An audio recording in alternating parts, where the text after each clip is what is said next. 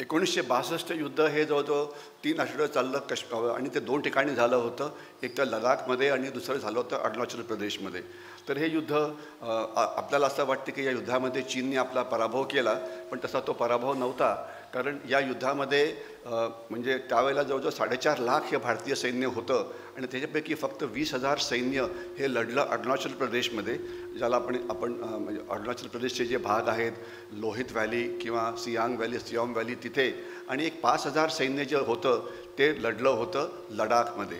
म्हणजे 4.5 लाख जे सैन्य आपल्याकडे होतं त्यापैकी फक्त एक 5 ते 10% सैन्य युद्धात लढलं. 95% सैन्य युद्धामध्ये कधीही लढलं नाही.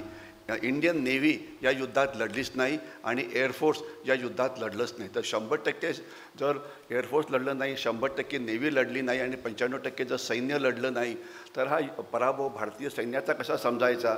हा पराभव खरं त्यावेळेचं जे आपलं नेतृत्व होतं त्यांचा झाला होता. त्यांना वाटलं होतं की आपण युद्ध हरलो. जोपर्यंत शेवटचा सैनिक मारला जात नाही, जोपर्यंत शेवटची गोळी फायर होत नाही, तोपर्यंत युद्ध हरलो असं आपल्याला म्हणता येणार नाही. तर ते युद्ध हे मनामध्ये आपलं नेतृत्व हरलेलं होतं. आणि त्यावेळेचे जे गिल्टी मॅन ऑफ 1962 एक मोठं पुस्तक आहे, पण ते सुद्धा एक पारंपरिक डोंगरामध्ये लढलं गेलेलं युद्ध होतं. तिसरं युद्ध होतं 1965 जे झालं, म्हणजे काश्मीरमध्ये पण झालं, रण ऑफ कच्छमध्ये पण झालं. तर ते या युद्धामध्ये आपण या युद्धामध्ये आपण हाजीपीर खिंडही जिंकली, युद्ध आपण जिंकलं.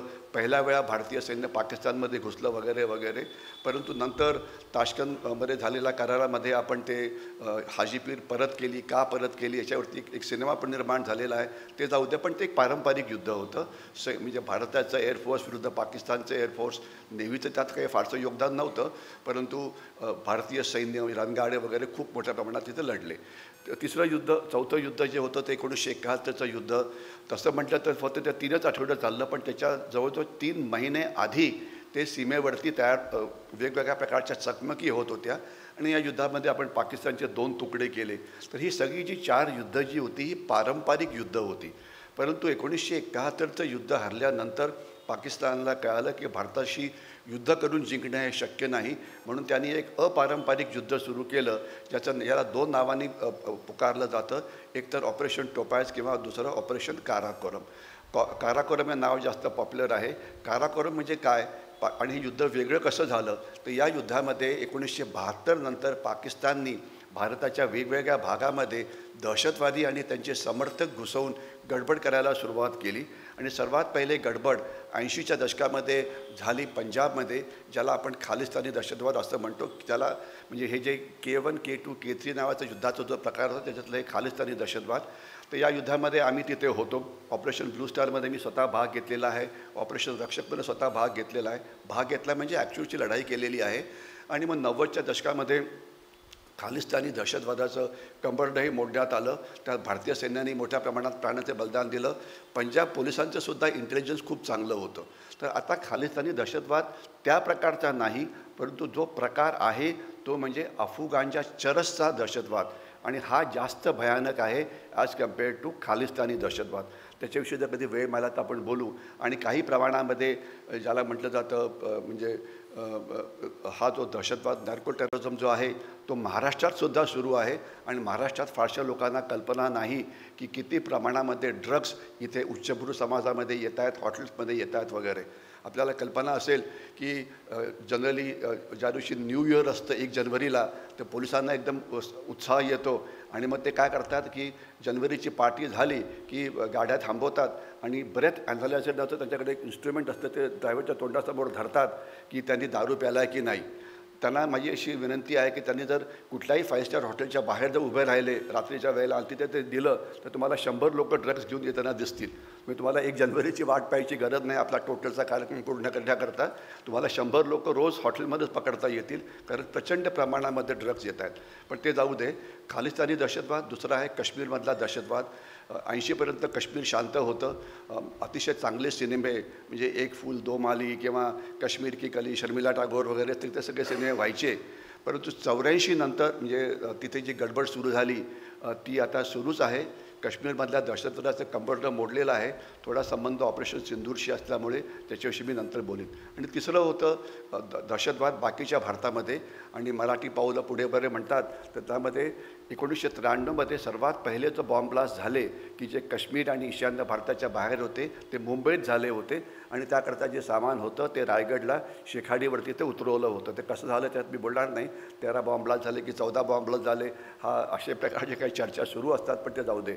तर हे सगळं सुरू होतं, आणि हे सगळं म्हणजे हा दहशतवादाचा जो प्रकार आहे हा 2014पर्यंत सुरू होता. 2014मध्ये एक वेगळं नेतृत्व इथे इथे भारतामध्ये आलं, मोदी सरकार ज्याला आपण म्हणू शकतो. आणि त्यानंतर हे जे दहशतवादी हल्ले होते, ज्यावेळेला एक झाला हल्ला, तर आपल्याला आठवत असेल की उरीमध्ये एक हल्ला झाला आणि आपण सर्जिकल स्ट्राईक केला, ज्यात 100 दहशतवाद्यांना मारलं. त्यामुळे पाकिस्तान पुष्कळ चूप बसला, त्यांनी बाकीच्या भारतात असलेले हल्ले थांबवले. आणि त्याच्यानंतर मग दुसरा पुलवामाला गडबड झाली, तिथे 40 CRPFचे जवान मारले गेले. आपण पुन्हा स्ट्राईक केला बालाकोटला, तर त्यात जवळजवळ 100-150 दहशतवादी त्यात मारले गेले. आणि त्याच्यानंतरचा हा जो तिसरा प्रकार आहे ऑपरेशन सिंदूर, जो आजचा विषय आहे, त्याच्याविषयी आपण बोलण्याचा प्रयत्न करू. तर आता दहशतवाद जो आहे बंदुकीचा, दहशतवाद जो आहे बॉम्बस्फोटाचा, तो आता फक्त काश्मीरपुरता मर्यादित आहे. तो आता बाकीचा म्हणजे बाकीच्या भारतात हा होत नाही आहे. आणि म्हणजे असं वाटत होतं की आता काश्मीरमध्ये खूप हे झालं, 370 कलम काढलं. आणि मी थोडीशी आपल्याला म्हणजे हे सांगू इच्छितो की काश्मीरमध्ये परिस्थिती काय निर्माण झाली होती. एक वेळ अशी होती की ते 4-5 हजारहून जास्त दहशतवादी होते. प्रत्येक वर्षी 2 ते 3 हजार नवीन दहशतवादी यायचे, आणि भारतीय सैन्याने प्रचंड प्रमाणामध्ये आपल्या इथं रक्त सांडलेलं आहे, आणि त्याच्यामध्ये आपण खूप चांगलं काम केलं. आणि आजची परिस्थिती अशी मानलं जातं की काश्मीरचे जे 2 मोठे भाग आहेत, काश्मीर खोऱ्यामध्ये 20 ते 25 दहशतवादी असावे, आणि काश्मीरचा जो खालचा भाग आहे त्याला जम्मू, उधमपूर, राजौरी, पुंछचा भाग मानला जातो. तर तिथे एक 5-10 दहशतवादी असावेत, अशा प्रकारचा एक म्हणजे इंटेलिजन्स असेसमेंट आहे, आणि जी बऱ्यापैकी खरी पण आहे. आणि त्याच्यानंतर काश्मीरमध्ये टुरिझम मोठ्या प्रमाणात वाढायला लागलं. माझा मुलगाच तिथे पोस्टेड असल्यामुळे मला गेल्या 5-6 वर्षात काश्मीरला अनेक वेळा जाता आलं, आणि स्वतःच्या डोळ्याने मी बघितलं की काश्मीरची लोकसंख्या तशी म्हणते तर 2 कोटीच्या आसपास आहे. एक्झॅक्ट किती आहे आपल्याला कळेल आता, ज्याला पुन्हा मोजतील त्यावेळेला, पण 2-2.25 कोटीच्या आसपास आहे. आणि number of tourist visiting Kashmir हे जवळजवळ 2.5-3 कोटीहून जास्त होते. आणि इतकं वाढलं की जसा पुण्याच्या रस्त्यावरती चालायला जागा मिळत नाही किंवा कसा भयंकर ट्रॅफिक जॅम होतो, हा ट्रॅफिक जॅम आता श्रीनगरमध्ये होतो, पुंछमध्ये होतं, राजौरीमध्ये होतो, की हे अनथिंकेबल होतं. आणि होमस्टे वगैरे कोकणात बऱ्यापैकी पॉप्युलर आहे, रायगडला गेलं की इकडे तिकडे गेलं की, परंतु होमस्टे काश्मीरमध्ये की जिथे फक्त दहशतवादी असायचे, तर ते म्हणजे टुरिझमनी प्रचंड प्रमाणामध्ये तिथे म्हणजे टुरिस्ट आले होते. आणि तुम्हाला म्हणजे ऐकून आनंद वाटेल की पहलगाम आता ज्याला थोडी जास्त म्हणजे गैरप्रसिद्धी मिळालेली आहे, तिथे वडापाव मिळतो. तिथे वडापाव का मिळतो? कारण जवळजवळ 15 ते 20% तिथे जे टुरिस्ट असतात ते मराठी असतात, आणि जे आपल्या ज्या प्रकारचे टुरिस्ट असतात त्यांना जे काय लागतं ते तिथे मिळतं. ते म्हणजे टुरिझम अगदी रोरिंग इंडस्ट्री होती, हे थोडक्यात सांगण्याचा प्रकार. आणि मग नंतर इलेक्शन झालं, मग उमर अब्दुल्ला जिंकून आले, त्याच्यात मी जास्त जाणार नाही. पण परिस्थिती म्हणजे अतिशय वेगाने वाढत होती. टुरिझम इतकं वाढत होतं की काश्मीरमध्ये लेख यायला लागले की आता टुरिस्ट येऊन थांबवायला पाहिजेत दल लेकमध्ये वगैरे, कारण ओव्हर टुरिझम होतं आहे वगैरे वगैरे. म्हणजे इतकं ते वाढलं होतं. आणि त्याच वेळेला हे जे पहलगामला जे झालं, तर त्याच्याविषयी आपण थोडंसं बोलण्याचा आता प्रयत्न करू की सुरुवातीला काय झालं वगैरे. तर माझं या विषयावरती पुस्तक आहे. या पुस्तकाला मला इथे ग्रंथोत्तेजनक उत्तेजन समिती आहे, त्याच्याकडे मला या पुस्तकाकरता अवॉर्ड मिळालं होतं. याचं माझं इंग्लिशमध्ये पण एक व्हर्शन होतं, पण ते आता इथे नाही आहे. तर ऑपरेशन म्हणजे सिंदूरमध्ये बोलायला अनेक विषय आहेत, परंतु इतके विषय आहेत की काय बोलायचं तेच नेमकं कळत नाही. म्हणून मी नुसतं हेडिंग दाखवतो की काय काय व्हायला पाहिजे वगैरे. पण आपल्याला असं म्हणता येईल की 3-4 मोठे भाग आपल्याला मोठ्या भागात हे ऑपरेशन सिंदूर म्हणजे वाटता येईल. एक तर पहिले ऑपरेशन सिंदूरच्या आधी नेमकी काश्मीरमध्ये परिस्थिती कशी होती, हा पहिला भाग झाला. दुसरं, जो दहशतवादी हल्ला झाला त्यात नेमकं काय झालं. तिसरं, दहशतवादी हल्ल्यानंतर 14 किंवा 15 दिवसांनंतर भारतीय सैन्याने पहिला आपला स्ट्राईक केला, ज्याला आपण ऑपरेशन सिंदूर असं म्हणतो, तर या 14 दिवसामध्ये नेमकं काय झालं? मग हे जे ऑपरेशन सिंदूर होतं, जे 4 दिवस चाललं, तर त्यामध्ये नेमकं काय झालं? आणि मग ते सीज फायर का झाला? कारण सीज फायर झाला तर अनेकांना खूप दुःख झालं की अरे अरे हे ऑपरेशन सिंदूर थांबवायच्या आधी मोदींनी मला विचारायला पाहिजे होतं, किंवा POK भारतात आला असतं तर किती बरं झालं असतं. म्हणजे थोडंसं म्हणजे काय की आता काय सगळं नीट चाललं होतं, तर अजून थोडं चालू ठेवायचं होतं. तर ते का थांबवलं गेलं, थोडं आपण त्याच्याविषयी बोलण्याचा प्रयत्न करू. आणि एक लक्षात ठेवा, मोदींनी जे म्हटलं ते पुन्हा रिपीट करायला पाहिजे की ऑपरेशन सिंधूर, किंवा ज्याला आपण म्हणायचं भारत पाकिस्तान युद्ध किंवा भारत पाकिस्तान वैर, हे अजून पुढचे 50-100 वर्ष चालणार आहे. म्हणजे अशा प्रकारचे विधान करणे म्हणजे, सगळे इथे सिनियर लोकच आहेत, तेव्हा काही प्रॉब्लेम नाही आहे, आपल्याला जास्त वेळ त्रास होणार नाही. परंतु तरुण पिढीला वाटेल की हे काय बोलताय तुम्ही. हे एक क्लॅश ऑफ सिव्हिलायझेशन आहे. आणि आपण ज्यावेळेला म्हणतो की हे पाकिस्तानच्या विरोधात युद्ध आहे, पाकिस्तानच्या विरोधात केवळ युद्ध नाही आहे, याच्यामध्ये पाकिस्तान तर आहेच, याच्याविरुद्ध पाकिस्तानला मदत करण्याकरता चीन नावाचा देश आहे, ज्यांची आर्थिक शक्ती प्रचंड आहे, त्यांच्याकडे शस्त्रांची संख्या प्रचंड आहे. एवढंच नव्हे तर त्यांच्याकडे टेक्नॉलॉजी, त्यांना असं म्हणता येईल की ऑलमोस्ट ते नंबर 2वरती आहेत. म्हणजे एक समजा आपण नंबर 1 जर अमेरिका म्हटलं, नंबर 3 जर इस्रायल म्हटलं, तर नंबर 2वरती चीन नक्कीच आहे. आणि सगळे जे त्यांनी भारत पाकिस्तानचे जे वैर आहे, त्यांनी भारताला एक प्रयोगशाळा बनवलेलं आहे. म्हणजे नवीन कुठलं शस्त्र बनवलं तर ते कुठे पाकिस्तानला द्यायचं आणि ते टेस्ट करून बघायचं. कारण एखादं शस्त्र जर लॅबोरेटरीत चांगलं काम करत असेल तर ते युद्धामध्ये चांगलं काम करेल असं नसतं, कारण ते वापरावं लागतं, त्यात प्रॉब्लेम काय ते बघायला लागतात वगैरे. तर म्हणून आपलं युद्ध जे आहे ते चीनशी सुद्धा सुरू आहे. आणि तिसरा याच्यातला जो भाग आहे ते म्हणजे हे युद्ध जे सुरू आहे, हे जे चीन आणि पाकिस्तानचे जे समर्थक भारतात आहेत त्यांच्याशी सुरू आहे. भारतात पण आहेत आणि भारताच्या बाहेर आहेत. एकच तुम्हाला त्याचं उदाहरण देतो की समर्थक कोण, की ज्या वेळेला हे ऑपरेशन सिंदूर सुरू होतं, मग आपल्या काही महिला अधिकाऱ्यांनी ब्रीफिंग सुरू केलं की कशाप्रकारे युद्ध झालं वगैरे. अनेकांना छान वाटलं की महिला शक्ती, राणीची काय झाशीची राणी वगैरे. तर म्हणजे 1-2 TV चॅनल माझ्याकडे पण येऊन पोचले होते की साहेब तुमचं काय म्हणणं आहे. आणि मी काही बोलणार एवढ्यात माझ्या म्हणजे पाठीवरती माझ्या बायकोने मागून थप्पड मारली की तू काय बोलणार आहे मला माहिती आहे, मुकाट्याने म्हण, मी म्हणते ते. तर मग मी म्हटलं की झाशीच्या राणी वगैरे आणि फार चांगलं आहे, बायका खांद्याला खांदा लावून हे करतायत वगैरे वगैरे.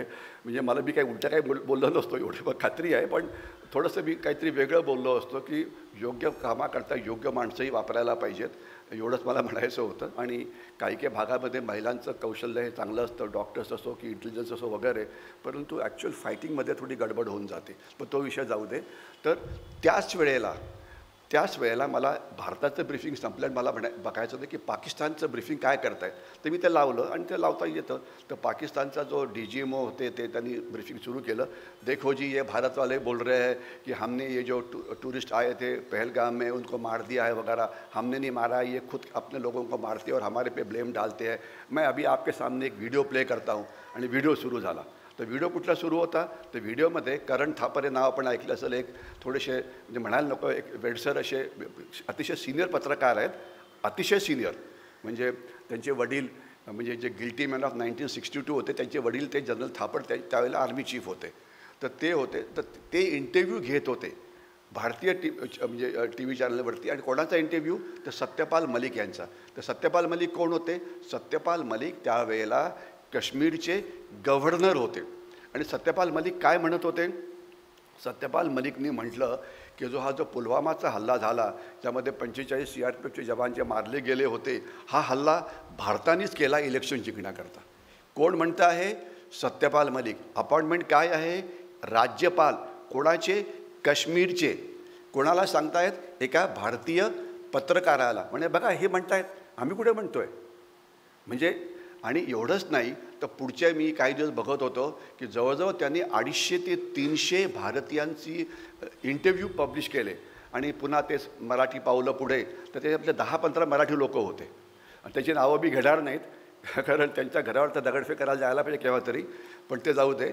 म्हणजे 10-15 मराठी होते. तुम्ही अंदाज करू शकता की कोण असतं, की ते ऑपरेशन सिंदूर झालं, खोटं होतं, काही झालं आहे सिद्ध करा, शस्त्र फायर केली होती खरा, काय झालं, म्हणजे काय वेडावाकडे बोलत होते ते. तर डिसइन्फॉर्मेशन वॉरफेअर, त्याला अपप्रचार युद्ध, दुष्प्रचार युद्ध, सायकोलॉजिकल वॉरफेअर, हा प्रकार इतका मोठा जास्त आहे की हे अशा प्रकारचं अपप्रचार युद्ध चालल्यामुळे जी वेस्टर्न मीडिया आहे, हे जरा नीट ऐका, तुमच्यातल्या बहुतेकांचे नातेवाईक जास्त अमेरिकेत असतील आणि कमी भारतात असतील अशी मला खात्री आहे, ठीक आहे ना. अमेरिका किंवा युरोपमध्ये, अमेरिका आणि युरोपची मीडिया या युद्धामध्ये भारताची बाजू घ्यायच्या ऐवजी पाकिस्तानची बाजू घेत होती. ज्याला मी नॅरेटिव्ह वॉरफेअर म्हणतो, इन्फॉर्मेशन वॉरफेअर म्हणतो, सायकोलॉजिकल, जे काय त्याचं नाव काहीतरी घेत राहा. आणि ते का, याला अनेक कारणं आहेत. ते नंतर थोडं सांगण्याचा मी प्रयत्न करेल, पण थोडं सांगू इच्छितो की आता एक पाकिस्तान विरुद्ध भारत हे जर असेल, पाकिस्तानी मीडियाने भारताच्या विरुद्ध बोलणं समजू शकतो, चीनी मीडियाने भारताच्या विरुद्ध बोलणं समजू शकतो, पण न्यूयॉर्क टाइम्स, वॉशिंग्टन पोस्ट, काय ते युरोपचे ते मोठे वर्तमानपत्र यांनी भारताच्या विरोधात का बोलावं? मी त्यांचं म्हणणं होतं की या युद्धामध्ये चूक ही भारताची आहे, त्यांना त्यांच्या माणसांचं रक्षण करता आलं नाही पहलगाममध्ये. म्हणजे ते दहशतवादाविषयी ते काही बोलायला तयारच नव्हते ते, आणि बोलत होते भारताचा ब्लेम आहे की तुम्ही तुमच्या भागात जर रक्षण करू शकत तर तुम्ही किती इनकॉम्पिटंट आहात. आणि याच्याकरता मी आता बोलता बोलता इथे संपवून टाकतो ते की ही western media, so called western liberal media, ही भारताच्या विरुद्ध का आहे, हा प्रश्न आपल्याला पडायला पाहिजे. आणि याची एक 3-4 मोठी कारणं आहेत.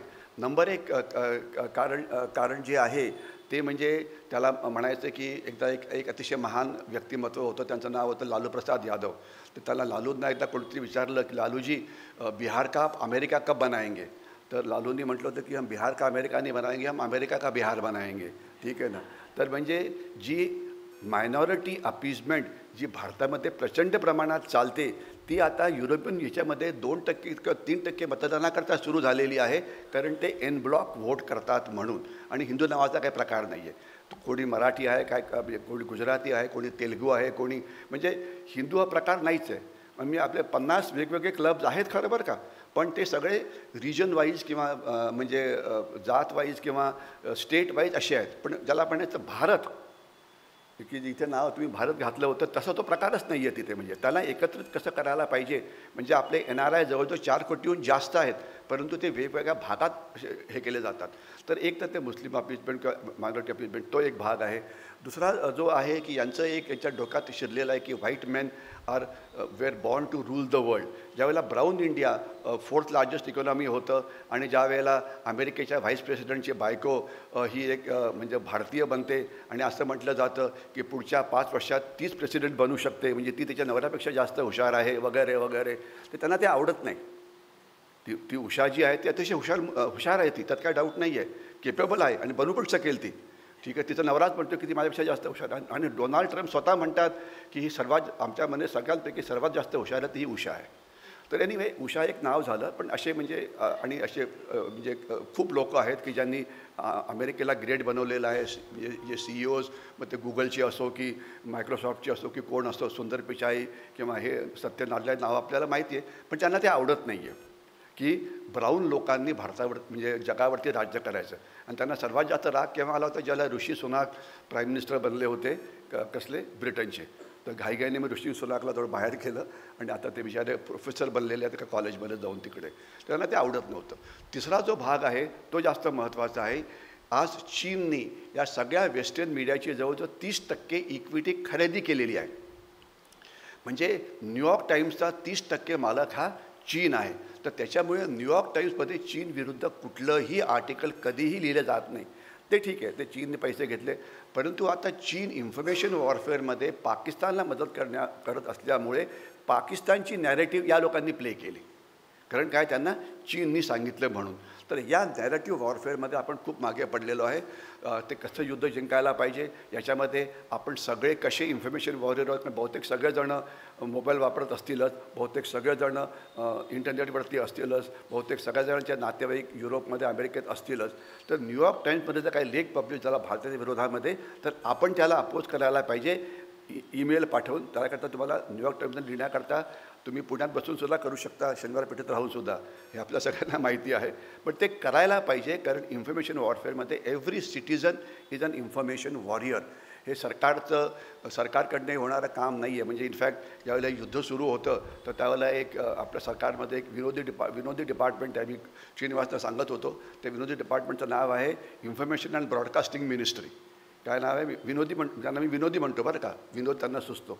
तर त्यांनी एक स्टेटमेंट जाहीर केलं ऑपरेशन सिंदूरमध्ये की ऑपरेशन सिंदूर व्हायच्या आधी भारतविरोधी 15 ते 20 व्हिडिओज आम्ही दर दिवशी ब्लॉक करायचो. आता आम्ही 20वरनं त्याचं प्रमाण 25वरती नेलं आहे. म्हणजे टक्केवारीत किती 25% वाढलं आहे. अहो इथे लाखो व्हिडिओज भारतविरोधी होते. तुम्ही 25 व्हिडिओ नको, तुम्ही लाखो व्हिडिओज ब्लॉक करायला पाहिजे होते आणि तुम्ही 25 व्हिडिओ रोज ब्लॉक करतात. म्हणजे काही याला काही हेच नाही, म्हणजे त्याला काही सेन्स ऑफ प्रपोर्शन काहीच नाही आहे. तर म्हणजे हे यांच्याकडनं होणं शक्य नाही आहे. याच्याकरता प्रत्येक माणसाला इन्फॉर्मेशन वॉरियर हे बनावं लागेल. तर ऑपरेशन सिंदूरविषयी मी इन्फॉर्मेशन वॉरफेअरविषयी आपण नंतर थोडासा बोलण्याचा प्रयत्न करू. मग नेमकं ते युद्ध कसं झालं काय त्याच्याविषयी बोलण्याचा प्रयत्न करू. भारताचा स्ट्राईक कसा झाला वगैरे वगैरे. तर मी हे थोडंसं व्हायच्या आधी मला 50 मिनटं देण्यात आलेली आहे. श्रीनिवास मला जरूर सांगा, हात वर करा. नाहीतर काही काही ठिकाणी ते सरळ माईक ऑफ करून टाकतात. किंवा दुसरी एक पद्धत आहे की पाण्याचा एक ग्लास ठेवलेला असतो, तो एक ग्लास संपला की दुसरा ग्लास देत नाही. ते तर तेवढंच तो माणूस चुपचापपणे तोंड बंद करून मुकाट्याने खालती बसतो, कारण किती वेळ बडबड करणार. म्हणजे ठीक आहे. तर ते म्हणजे मला सांगा, कारण काही काही बोलताना कळत नाही आणि की मला कुठे घड्याळ दिसत नाही आहे. आणि नाही तर चांगलं आहे तसं. अच्छा ओके. नाही, कारण काय मला असं वाटलं होतं की इथे सगळ्यांनी म्हणजे ऑपरेशन सिंदूरविषयी आपण इतकं लिहिलेलं आहे, इतकं बोललं आहे मीडियाचं. म्हणजे it was one of the biggest exposure to media. त्यावेळी सगळ्यांना सगळ्या गोष्टी माहिती आहेत आणि प्रत्येकाच्या मनामध्ये काहीतरी खास हे असतं की असं का झालं. तर थोडंसं ज्याला इंटरॅक्शन म्हणायचं किंवा क्वेश्चन आन्सर म्हणायचे ते आपण करू शकतो. आपण त्या प्रश्न आपले लिहून दिले, कागदावरती लिहून दिले तर ते चांगलं होईल. आपण थोडे प्रश्न त्यानंतर नक्कीच घेऊ शकतो आणि ते उत्तर म्हणजे माझं उत्तर असेल, जरुरी नाही आहे की ते सरकारचं असेल म्हणून. तर थोडं आपण काश्मीरविषयी बोलूया. हा भारताचा काश्मीर नावाचा भाग आहे. जो भाग हिरव्यात दाखवलेला आहे तो आहे पाकिस्तानी ऑक्युपाईड काश्मीर. आणि आपल्याला कल्पना असावी की 47मध्ये भारतीय सैन्य जो हिरवा भाग आहे त्याच्या मध्यभागी याची राजधानी आहे मुझफ्फराबाद, तिथपर्यंत पोचलं होतं. परंतु त्यावेळेचे जे हे होते म्हणजे पॉलिटिकल हेड, त्यांनी सैन्याला मागे बोलवलं की त्यांना काय वाटलं की पाकिस्तानशी जर आपण थोडं उदारपणा दाखवला, मैत्री केली तर पाकिस्तान काय होईल, भारताचा मित्र बनेल. आणि सैन्य मागे आलं आणि मग शेवटी जी काळी रेषा दिसते आहे त्याला LAC म्हणजे लाईन ऑफ ॲक्च्युअल कंट्रोल म्हटलं जातं. बेसिकली ते सियाचीन ग्लेशियर आहे. खालती जे पिंकमध्ये लाईन आहे ती आहे LOC 780 किलोमीटरची. जी काश्मीरमधली जी गडबड होते ती इथे होते. आणि जिथे ती पिंक लाईन संपते आणि मग थोडीशी ग्रीन आणि येलो अशी लाईन सुरू होते त्याला इंटरनॅशनल बॉर्डर म्हटलं जातं. तर थोडक्यात सांगायचं म्हणजे LOCवरती जी तैनाती आहे ती भारतीय सैन्याची आहे. आणि जे ट्रेडिशनली इन्फिल्ट्रेशन जे पाकिस्तानकडनं व्हायचं ते इथे व्हायचं. परंतु आता मात्र युद्धाचे डावपेच अतिशय वेगाने बदली होत आहेत. आता इंटरनॅशनल बॉर्डरकडनं सुद्धा मोठ्या प्रमाणात इन्फिल्ट्रेशन होतं आहे आणि तिथे बॉर्डर सिक्युरिटी फोर्स नावाचं एक सेंट्रल आर्म पोलीस फोर्सेस आहेत. त्यांना ज्याप्रमाणे थांबवायला पाहिजे ते त्याला इन्फिल्ट्रेशन थांबवणं त्यांना जमत नाही आहे. इनफॅक्ट इतकं की खालती पंजाबचा जो भाग आहे तिथे मागच्या वर्षी 288 ड्रोन्स आपले ड्रग्स घेऊन आले होते.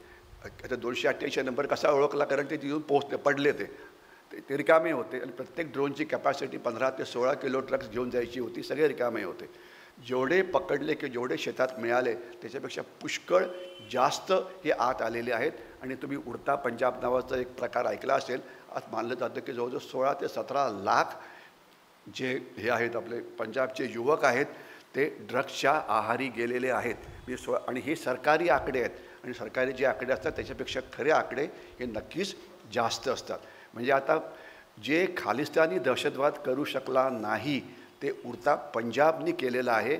आणि मी आपल्याला एक गोष्ट उघडपणे सांगतो की जे फारशी येत नाही ती म्हणजे भारतीय सैन्यामध्ये सिख लाईट इन्फंट्री नावाची रेजिमेंट आहे, सिख रेजिमेंट आहे, पंजाब रेजिमेंट आहे आणि डोगरा रेजिमेंट वगैरे याच्या अजून होत्या. त्यांच्यातसुद्धा सिखांचं प्रमाण हे पुष्कळ जास्त होतं.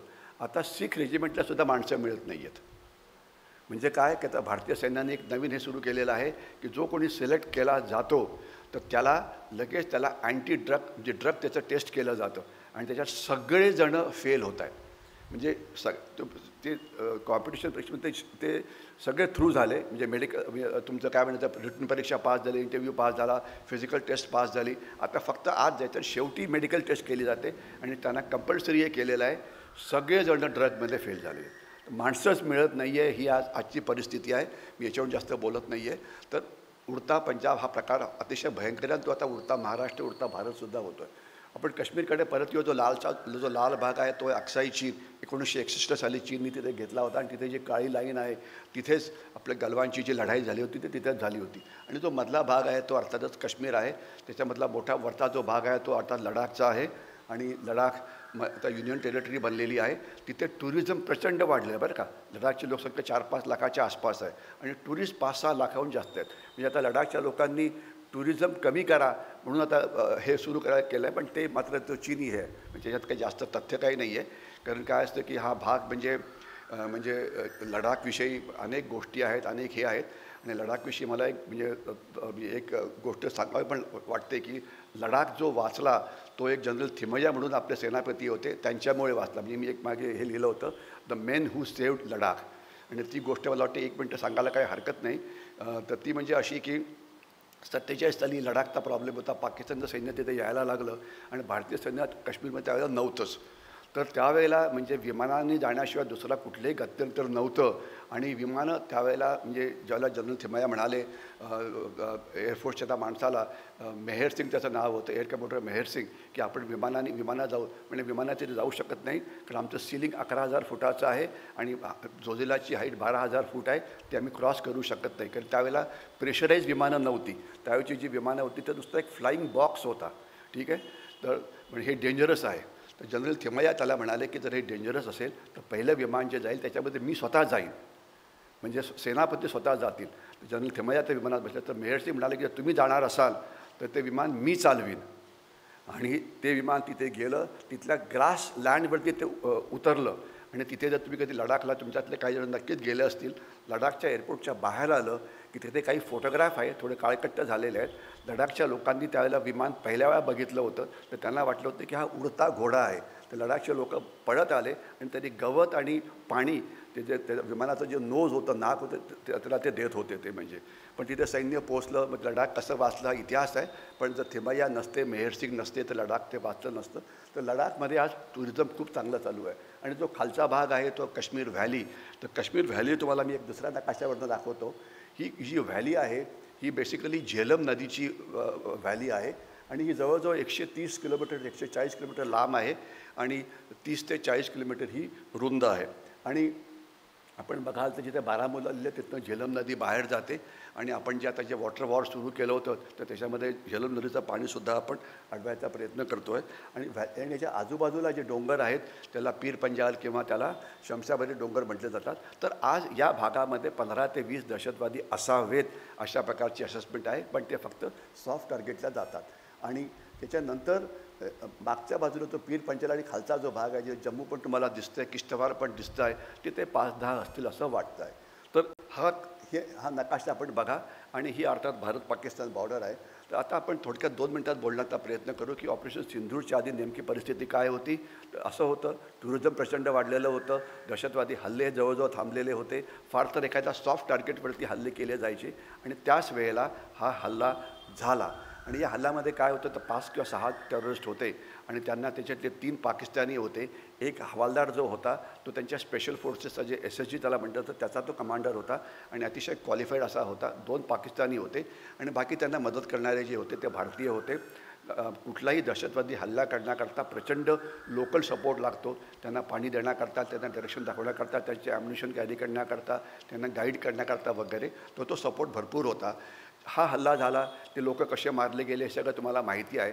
हल्ला झाल्यानंतर आजकाल आपण म्हणजे नवीन पद्धत सुरू केली आहे की एक NIA नावाची संस्था आहे, नॅशनल इन्व्हेस्टिगेशन एजन्सी, त्यांना पाठवलं जातं. आणि चांगली संस्था आहे. आणि सध्या एक महाराष्ट्राचे जे सुपुत्र आहेत तेच त्याचे मुख्य आहेत, जे आपले IPS अधिकारी जे 26 सप्टेंबरच्या हल्ल्यामध्ये होते तर ते तिथे पोचले आणि त्यांना तिथे काहीच मिळालं नाही. कारण एक पोलिसांची पद्धत काय असते, कुठलाही गुन्हा झाला की ते तिथलं इलेक्ट्रॉनिक स्कॅन करतात, कुठला मोबाईल वापरला गेला, कम्युनिकेशन काय झालं ते ट्रेस आउट करतात आणि मग शेवटी तुम्ही येता की कोण कोणाशी काय बोललं. तर इकडे पूर्णपणे इलेक्ट्रॉनिक सायलन्स होता. म्हणजे काहीही तुम्हाला मिळालं नाही.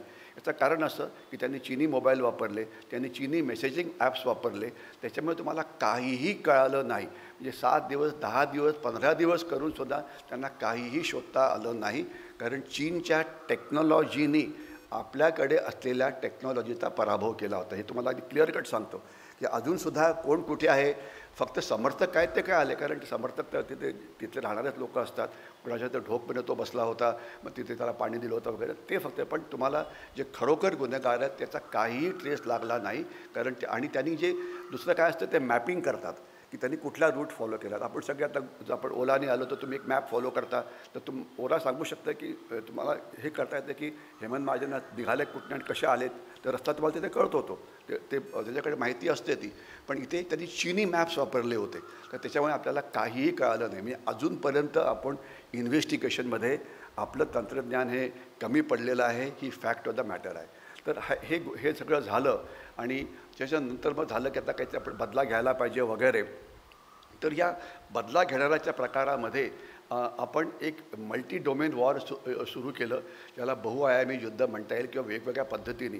तर त्याच्यामध्ये अनेक प्रकार होते. त्याच्यामध्ये सायबर वॉर होतं, त्याच्यामध्ये आर्थिक किंवा इकॉनॉमिक वॉर होतं, त्याच्यामध्ये इन्फॉर्मेशन वॉरफेअर होतं, त्याच्यामध्ये डिप्लोमॅटिक वॉरफेअर होतं वगैरे. तर त्याच्यातलं तुम्हाला मी 1-2 गोष्टींविषयी सांगण्याचा प्रयत्न करीन की ज्याचा जे जास्त. आणि वॉटर वॉर पण होतं, पाणी युद्ध थांबवणं वगैरे. तर त्याच्यामध्ये आपण पहिलं बोलूया इकॉनॉमिक वॉरविषयी. आपण जे पाकिस्तानविषयी विरुद्ध सुरू केलं, आपण काय केलं की आपण पाकिस्तानशी जो आपला ट्रेड होत होता, आपलं जे पंजाबची जी जागा आहे तिथून 5,000 कोटी रुपयाचा ट्रेड व्हायचा, तर तो सगळा ट्रेड आपण थांबवला. तर त्याच्यामुळे पाकिस्तानला लागणाऱ्या गोष्टी आता त्यांना भारतातनं मिळत नाही, त्यांना त्या दुबईतनं घ्याव्या लागतात. पाकिस्तान भारताकडनं काय घेत होतं तर भाजीपाला, म्हणजे जे रोजचे डेली नेसेसिटीचे आयटम असतात ते वाघा बॉर्डरवरनं आता त्यांची किंमत तिपटीने वाढलेली आहे. दुसरी गोष्ट, ट्रेडिशनली पाकिस्तानचं जे सैन्य होतं हे 85% सैन्य हे भारत पाकिस्तान सीमेवरती असायचं आणि 15% इतर. परंतु आता गेल्या काही वर्षापासून ही जी भारत पाकिस्तान सीमा आहे, तर फक्त 30-40% सैन्य हे भारत पाकिस्तान सीमेवरती आहे पाकिस्तानचं. आणि जवळजवळ 50% सैन्य, थोडं कमी थोडं जास्त, हे पाकिस्तानच्या आत जे दहशतवादी विरोधी अभियान चाललेलं आहे. खास तर 2 मोठी ठिकाणं आहेत. एक तर आहे बलुचिस्तान, जिथे बलुचिस्तान लिबरेशन आर्मी आणि इतर काही गट बलुचिस्तान स्वतंत्र व्हा म्हणून काम करत आहेत. दुसरं खैबर पख्तूनवा, मला नंतर मी पाकिस्तानचा नकाशा दाखवीन, जिथे पठाण वगैरे असतात आणि त्यांना तो जो भाग आहे खैबर पख्तूनवा तो पाकिस्ताननं जावा अशी त्यांची इच्छा आहे.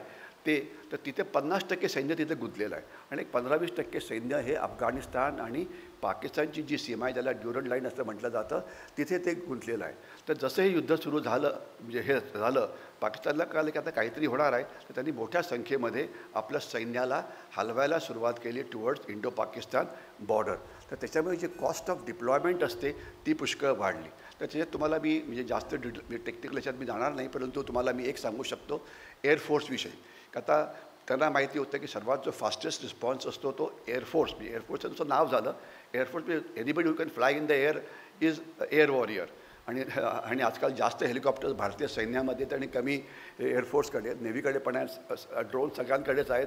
म्हणजे पुण्यात लोकांकडे ड्रोन्स आहेत, म्हणजे ठीक आहे ना. तर म्हणजे आकाशात उडणार आहे, तर त्यांचा रिस्पॉन्स हा फास्टेस्ट असतो.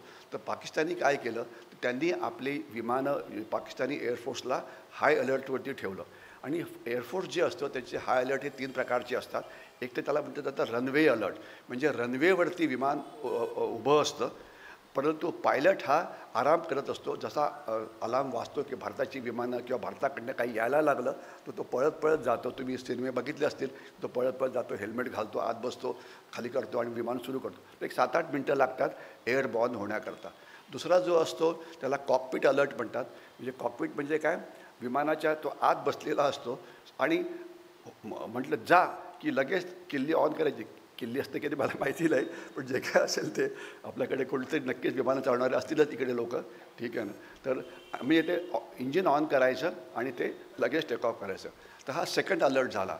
आणि तिसरा जो अलर्ट असतो तो म्हणतो, त्याला कॅप म्हटलं जातं, कॉम्बॅट एअर पेट्रोल. म्हणजे तुमचं विमान हे ज्या विमानतळाचं तुम्हाला रक्षण करायचं आहे, मग ते लाहोर असो की रावळपिंडी असो की कराची असो की हलवारा वगैरे असो, तर त्याच्यावरती ते उडत असतात. म्हणजे तुमची विमानं आले की ते पहिलेच तिथे तयार असतात, तर त्याच्यामुळे ते तुम्हाला लगेच तुमच्याशी युद्ध करू शकतात. परंतु अशा प्रकारे विमानं आकाशात फक्त 3 किंवा 4 तासच राहू शकतात. त्यानंतर तो वैमानिक थकतो. पेट्रोल प्रचंड प्रमाणामध्ये खर्च होतो. आता बघा 40 मिनिटाचा प्रवास आम्ही गेलो होतो डेहराडूनला, तर त्यांनी आमच्याकडनं 8,000 रुपये तिकीट घेतलं. म्हणजे केवढं महाग असावं याची आपल्याला कल्पना असावी. आणि ते किती म्हणजे विमानाची वाहतूक ही खूपच महागडी आहे. आणि जर तुम्ही पीक सीझनला गेला तर अजून जास्त तुमच्याकडनं ते पैसे घेतात वगैरे. तर म्हणजे विमान आकाशात ठेवून तयार राहणं हे अतिशय कॉस्टली आहे. ते विमानाचं लाईफ पण हे करतं, पेट्रोल पण तुमचं हे करतं, आणि शिवाय तुमचं काय म्हणतात त्याला पायलट फटीक पण येतो. तर ते विमानाचं झालं. तसं सगळ्या याच्याकरता असतं. मग त्याला पाकिस्तानला एकदम कळालं की त्यांच्याकडे ॲम्युनिशन फक्त 4 दिवसाची होते लढाई करता. मग त्यांनी घाईघाईने काय त्यांनी हावरटपणा केला. हावरटपणा आहे म्हणजे आता आपण पोस्ट हे म्हणू शकतो की त्यांनी त्यांची सगळी ॲम्युनिशन विकून टाकली युक्रेनला. त्याच्याकडे जी ॲम्युनिशन होती तर ती विकून टाकली, कारण त्यांना पैसे प्रॉफिट वगैरे मिळाला. पण आता कळलं की ॲम्युनिशनच नाही. मग त्यांनी घाईघाईने ॲम्युनिशन घ्यायला सुरुवात केली. आता ॲम्युनिशन द्यायला चीन आहे, भरपूर लोक आहेत, फक्त पैसे लागतात ना. हो, म्हणजे यावेळेला पहिल्या वेळा कर्ज घेऊन पाकिस्ताननी सगळे ह्या गोष्टी विकत घेतल्या. म्हणजे हजारो कोटी रुपयाचं हे त्यांनी म्हणजे ॲम्युनिशन खरेदी केली.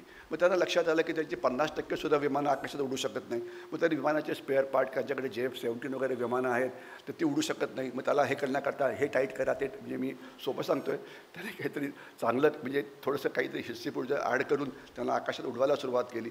म्हणजे तुमच्या सैन्याला युद्धाची तयारी करण्याकरता जे युद्ध कधी लढलंच गेलं नाही, तुम्हाला हजारो कोटी रुपये खर्च करावे लागले. हा त्यांच्यावरती होणारा एक मोठा इकॉनॉमिक आघात होता. याच्याशिवाय जे थर्ड पार्टी त्यांच्याकडे जो ट्रेड होत होता वाया दुबई, वाया बांगलादेश वगैरे, तो पण आपण थांबवला. तर त्याच्यामुळे जी महागाई होती ती प्रचंड प्रमाणामध्ये पाकिस्तानमध्ये वाढली. आज आपल्याकडे 100 रुपयामध्ये पेट्रोल मिळतं असं मला वाटतं आहे. आजचा काय रेट मला माहिती नाही, पण पाकिस्तानमध्ये तेच 350 रुपयाला पर लिटर मिळतं. आणि पाकिस्तानमध्ये प्रचंड प्रमाणामध्ये डिझेलचं स्मगलिंग होतं, पण आता इराण त्याची गडबड केल्यामुळे आता ते होत नसेल असं वाटतं आहे. तर पाकिस्तानवरती कॉस्ट ही खूप वाढली, हे आपल्याला लक्षात यायला पाहिजे. तर हे झालं, इकॉनॉमिक कॉस्ट झाली. मग पाणी युद्ध म्हणजे ज्याला वॉटर वॉर म्हणता येईल. तर त्याच्यामध्ये सांगितलं की आम्ही पाणी थांबवू. मग काही तज्ज्ञ जे होते त्यांनी सांगण्याचा प्रयत्न केला की अहो असं काय असतं की या नद्यांचं कधी पाणी थांबवता येतं का. ठीक आहे ना, काही आणि काही मराठी तज्ज्ञ बरं का. तर मला म्हणजे त्याची नावं मी घेत नाही आहे. अहो तुम्हाला कल्पना पाहिजे, गंगा असो की ब्रह्मपुत्रा असो, या प्रचंड मोठ्या नद्या आहेत आणि पावसाळ्यामध्ये याचं पाणी कोणीच थांबवत नाही. पाणी केव्हा थांबवलं जातं तर ते लीन सीझनमध्ये थांबवलं जातं. आणि जेवढी तुमच्या धरणाची कॅपॅसिटी आहे तेवढंच थांबवलं जातं ना. धरण असेल तरच पाणी थांबवायचं. नाही तर काय, आमच्या खडकवासला भरलं की आम्ही पाणी खाली सोडतो उजनी करता. पण म्हणजे यावेळेला उजनी पहिल्याच वेळा भरलं आहे मला वाटतं. ते मधून कुठनं तरी पाणी येते, पण तो वॉटर वॉर हा एक वेगळा विषय आहे. तर त्याच्यामुळे आपण जे पाणी थांबवलं त्यावेळेला जे सेकंड क्रॉपिंग सीझन होतं पाकिस्तानचं, ते सुरू होतं. आणि पाकिस्तान आपल्या सगळ्या ज्या नद्या आहेत, ज्या पंचनद्या आणि रावी, बियास, सतलज वगैरे वगैरे सगळ्या आता पंजाब पाकिस्तानमध्ये जातात. आणि त्यांचं जे बेसिन आहे हे सगळं पाकिस्तानची शेती त्या भागात होते. आणि तिथे पाकिस्तानचे शेतकरीसुद्धा अतिशय हावरट आहेत, इन द सेन्स की ते वॉटर गझलिंग क्रॉप्स ते लावतात. तर त्यांच्या क्रॉपिंग सीझनला त्यांना पाणीच मिळेना. पाणी ज्या वेळेला पाहिजे त्यावेळेला नसेल तर म्हणजे नंतर काय फायदा त्याचा. तर त्यामुळे त्यांचं जो सीझन होता खरीपचा ते त्यांना पुष्कळ नुकसान झालं. आणि प्लस सायकोलॉजिकल वॉरफेअर म्हणजे एवढं असं की काही वेळा आपल्याकडे गोष्ट भरपूर असते, पण एक अफवा पसरली की गोष्ट कमी झाली आहे तर मग काय काळा बाजार सुरू होतं. म्हणजे म्हणजे पाकिस्तानी सैन्याने असं ठरवलं होतं की जे झेलमचं हे जे पाणी आहे मंगला धरणाचं ते त्यांनी पोचवावं तिथल्या वाळवंट्यामध्ये. तिथे पाकिस्तानी सैन्य शेती करेल आणि त्यांना हे करेल. तर ते पाणी सिंधमधून पुढे जाणार होतं. तर सिंध लोकांनी त्यांच्या गव्हर्नरच्या घरावरती हल्ला केल्याचं घर जाळलं. आम्ही आमचं पाणी पुढे जाऊ देणार नाही. ठीक आहे ना. म्हणजे वॉटर वॉर हे पाकिस्तानमध्ये सुरू झालं. तर त्याचा सायकोलॉजिकल इफेक्ट खूप होता. पाण्याचं करंट किती आहे, किती पाणी येईल, म्हणजे सायंटिफिक तुमची जी असेसमेंट होती तर त्याला म्हणजे इफेक्ट हा सायकोलॉजिकल जास्त आहे. आणि आता आपण बाकी 4-5 नद्यांचं सुद्धा पाणी वळवण्याचा प्रयत्न करतो आहे, तर तो इफेक्ट लाँग टर्म होईल. पण वॉटर वॉरचा परिणाम झाला आणि अनेक मराठी तज्ज्ञ जे सांगत होते काही होणार नाही ते चुकीचं होते. याच्याविषयी कोणाच्या मनामध्ये काही शंका नको. नंतर तिसरं एक आपल्याकडे एक प्रकार असायचा, आपल्या टी व्हीवरती चॅनलवरती काही तज्ज्ञ यायचे म्हणजे 2014च्या आधी. आणि कुठलाही दहशतवादी हल्ला झाला आणि मग काही बडबड सुरू झाली की सांगायचे की अरे पाकिस्तानने दहशतवादी हल्ला केला, पण तुम्ही पाकिस्तानच्या वरती सैन्याचा हल्ला करून त्यांना राग नका येऊ देऊ, कारण त्यांच्याकडे अणुबॉम्ब आहेत आणि त्यांनी अणुबॉम्ब टाकला तर तुमचं खूप नुकसान होईल. म्हणजे पाकिस्तानच्या अणुबॉम्बला घाबरून आपण आपल्याकडे असलेली पारंपरिक शक्तीही वापरत नव्हतो, पण आपल्या अणुबॉम्बला न घाबरता ते जे करायचं ते करत होते. पण मोदी आल्यापासून ते मात्र झालं, ते मात्र थांबवण्यात आलं आणि आपण कशा प्रकारचे हल्ले केले. तर म्हणजे अणुबॉम्ब नावाची जी बोगी होती ती आता आपण कायमची हे केली. तर आपण हे जे मल्टी डोमेन वॉर आहे हे पुष्कळ प्रमाणात सुरू केलं. काही ठिकाणी यश मिळालं, काही ठिकाणी मिळालं नाही. डिप्लोमॅटिकमध्ये आपण प्रयत्न केला युनायटेड नेशन्स सिक्युरिटी काउन्सिलमध्ये जाण्याचा, तिथे काही यश मिळालं नाही, कारण चीननी वाचवलं त्यांना थोडक्यात. म्हणजे मग आपण वेगवेगळ्या संस्था आहेत त्याच्यामध्ये प्रयत्न केला, FATF वगैरे. तर त्याच्यामध्ये आपल्याला कळायला पाहिजे की आजकालचं वर्ल्ड किती कॉम्प्लेक्स बनलेलं आहे. युनायटेड नेशनच्या जवळजवळ एक 50 संस्था असतील, जास्तच असतील. या सगळ्या संस्थांना चीननी विकत घेतलेलं आहे, पुन्हा एका चीननी विकत घेतले. तर चीन जे म्हणतो तेच ऐकतात ते. म्हणजे आता WHO नावाची संस्था, world health organisation, Chinese virus आला, चीनमधून आला, पण नाव काय ठेवलं? करोना, किंवा नाव काय ठेवलं? कोविड, जे काय असेल ते. आणि लपवायचा प्रयत्न कोणी केला? तर WHO ज्यांचं काम होतं की सगळ्या जगाला वॉर्न करायचं का व्हायरस येतो आहे. जितकं आधी कळालं असतं तेवढं आधी वॅक्सिनेशन सुरू करता आलं असतं आणि जगात जे मृत्यू झाले ते आपल्याला हे करता आलं असतं. ते मल्टी डोमेन वॉर हे अशा संस्थांना चीननी मोठ्या प्रमाणात विकत घेतलं. FATF म्हणून संस्था आहे, फायनान्शियल ॲक्शन टास्क फोर्स. तर आपण पाकिस्तानला दहशतवाद पुरस्कृत करणारा देश म्हणून घोषित करायचा प्रयत्न करतो, ते होऊ देत नाही आहेत. हाफिज सईदला युनायटेड नेशनने आपण घेऊन म्हटलं की त्याला दहशतवादी जगाला माहिती आहे, पण ते होऊ शकत नाही, कारण चीन त्यांना मदत करतो आहे. तर म्हणजे डिप्लोमॅटिक लेवलला आपल्याला तिथे फारसं हे मिळालं नाही. तर हे सगळं 12, 13, 14, 15 दिवस सुरू होतं. आणि नंतर मग जो ऑपरेशन सिंधूरचा जो भाग होता त्याच्यामध्ये आपण एकदम रात्री 2:30 वाजता लोकांनी उठवलं की अरे सर उठा. म्हटलं अरे काय झालं?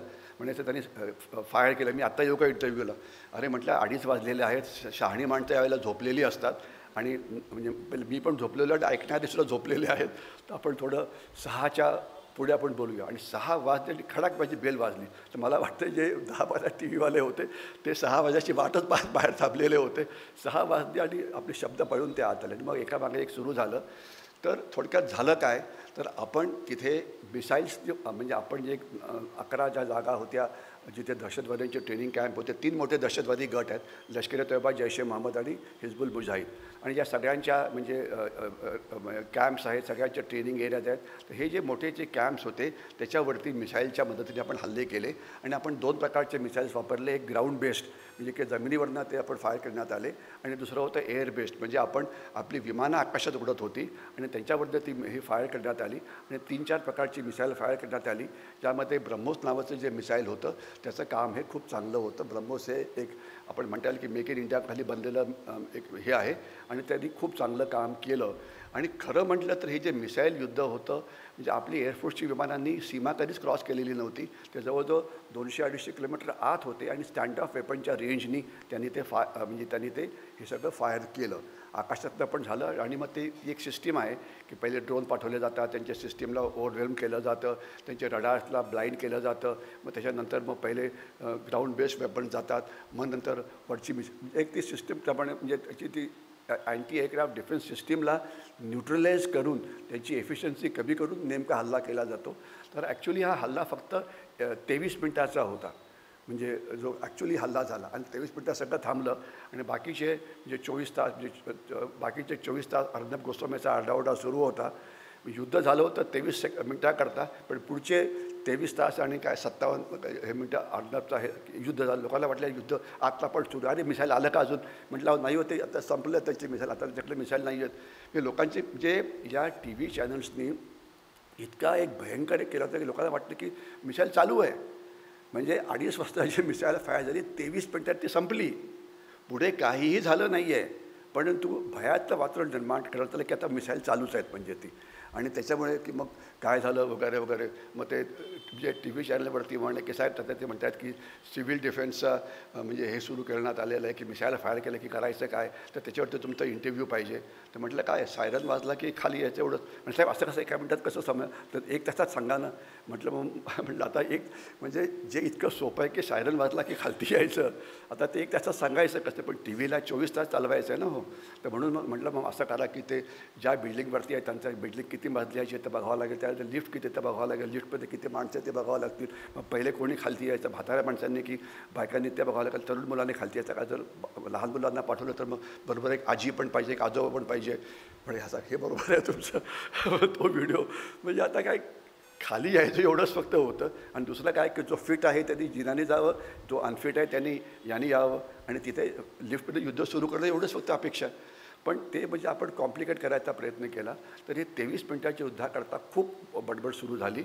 पण खरं जे झालं ते ब्रह्मोस मिसाईल. आणि याच्यामध्ये इथे आपण एक विषय बोलायला पाहिजे, ते म्हणजे मेक इन इंडियामध्ये बनलेली वेपन सिस्टीम, ज्याच्याविषयी मी 2 मिनटं बोलतो. त्यांनी या युद्धात बऱ्यापैकी काम केलं आहे. 2014च्या आधी आपली 60 ते 70% जी शस्त्रं होती ही सगळी परदेशातनं यायची आणि केवळ 30% ही भारतात बनत होती. कारणं त्याला वेगवेगळी होती. मुख्य कारण असं की आपल्या जे पॉलिटिकल लिडरशिप आहे त्यांच्याकडे क्लॅरिटी ऑफ माइंड अजिबात नव्हती आणि त्याकरता क्रेडिट द्यायला पाहिजे मनोहर पर्रिकर आणि मोदी यांना. कारण आपण ज्यावेळेला मेक इन इंडिया करतो त्या तुम्हाला 100% यश मिळत नाही हे लक्षात ठेवा, ठीक आहे ना. पण ते तुम्ही करायलाच पाहिजे. जे यश मिळतं म्हणून करायचं नाही असं नाही बरं का. तेजसमध्ये काय झालं, अर्जुन टँकमध्ये काय झालं हा एक वेगळाच विषय होईल. पण त्याच्यामुळे ते सुरू केलं. मनोहर पर्रिकरांनी फोर्स केलं एअरफोर्सना तेजस विमानाचे 2 स्क्वॉड्रन घेण्याकरता. मनोहर पर्रिकरांनी फोर्स केले आर्मीला अर्जुन टँकचे 2 रेजिमेंट घेण्याकरता आणि सांगितलं त्यांनी की ज्याच्यात जे काय कमी असेल तुम्ही सांगा, ते DRDO त्याला ठीक करेल त्याला. आणि जवळजवळ पुष्कळ प्रमाणात ते ठीक झालं. काही काही ठीक होत नाही, तो प्रॉब्लेम डिझाईनचा आहे. पण मेक इन इंडियाचं बऱ्यापैकी यश मिळालेलं आहे. आणि आपली अँटी एअरक्राफ्ट डिफेन्स सिस्टीम जी आपण इंटिग्रेट केली, ज्याला आकाशतीर म्हटलं जातं. अँटी एअरक्राफ्ट डिफेन्स सिस्टीम ही 2-3 स्तरावरती असते. आजकाल हे ऑपरेशन रायझिंग लायन वगैरे सुरू झालेलं आहे, तर त्याच्यामुळे लोकांना ते आयर्न डोम आणि असल्या प्रकार खूप माहिती आहेत. म्हणजे त्याच्यामध्ये काय असतं, त्याच्यामध्ये पहिले एक रडार्स असतात. रडार्स कशी असतात, एक तर जमिनीवरती असतात, दुसरी रडार्स आकाशामध्ये उडतात, ज्याला अवॅक नावाचं विमान म्हटलं जातं. तिसरं सॅटेलाईट बेस्ड असतं. आणि चौथी काही तुमची विमानं किंवा ड्रोन्स उडत असतात की ज्याच्या कॅमेऱ्यातनं फीड येतो आणि हे सगळी जी माहिती असते ती एका ठिकाणी ती गोळा केली जाते आणि तुमच्याकडे कुठलं टार्गेट येत आहे त्याचं ॲनालिसिस करून त्याकरता कुठलं वेपन वापरायला पाहिजे हे ठरवलं जातं. तर ही आपली सिस्टीमनी बऱ्यापैकी काम केलं. म्हणजे जर समजा एक 5 लाखाचं जर ड्रोन तुमच्यावरती हल्ला करण्याकरता येत असेल तर त्याच्यावरती 10 लाखाचं मिसाईल फायर करून काही फारसा फायदा नाही. त्याला तुम्ही गन्सनीच थांबवायला पाहिजे. तर selection of correct target, correct weapon system हे महत्त्वाचं असतं. तर ते आपल्या आकाश जी आपली जी इंटिग्रेटेड सिस्टीम होती त्यांनी खूप चांगलं काम केलं आणि आपण स्वस्तामध्ये पाकिस्तानची जी विमानं जे पाडली किंवा हे केलं ते चांगलं केलं. आणि पाकिस्तानने ज्यावेळेला प्रतिहल्ला केला तर त्यामध्ये त्यांना कुठल्याही ठिकाणी आपल्या म्हणजे शील्डच्या थ्रू पेनिट्रेट करता नाही आलं. फक्त ज्यावेळेस त्यांनी सिव्हिल वस्तीवरती हल्ला केला, त्यांनी पूंछमध्ये हल्ला केला. पूंछच्या गुरुद्वारामध्ये जिथे मी माझ्या आयुष्यातले 6 वर्ष काढलेले आहेत, तर गुरुद्वारावरती अर्थात तिथे काही जे सगळे जे हे सगळे जी शील्ड्स आहेत, सगळी जी सिस्टीम आहे ही फक्त VAs आणि VPच्या जवळ असते. म्हणजे वल्नरेबल एरियाज आणि म्हणजे वल्नरेबल पॉईंट म्हणजे काय की पुण्यामध्ये कुठे असेल ही, तर लोहगाव एअरपोर्टपाशी. पण जिथे मी राहतो साळुंकेवर तिथे काहीच नाही. तर म्हणून करायला काय पाहिजे, तर तो वेगळा प्रश्न येतो, ठीक आहे ना. तर म्हणजे हे मोठे टार्गेट्सला फक्त प्रोटेक्ट केलं जातं. कुठल्याही देशाकडे सगळ्या देशाची म्हणजे सीमा सुरक्षित करणे शक्य नसतं. तर पाकिस्तानची सगळी मिसाईल सगळं हे आपण पाडण्यात आलं. आणि याच्यामध्ये पाकिस्तानने जी मिसाईल्स वापरली ही सगळी पुष्कळशी चायनीज मेड होती, पुष्कळशी त्यांची होती. आणि पाकिस्तानची जी मिसाईल टेक्नॉलॉजी आहे ही मोस्टली नॉर्थ कोरियाकडनं आलेली आहे.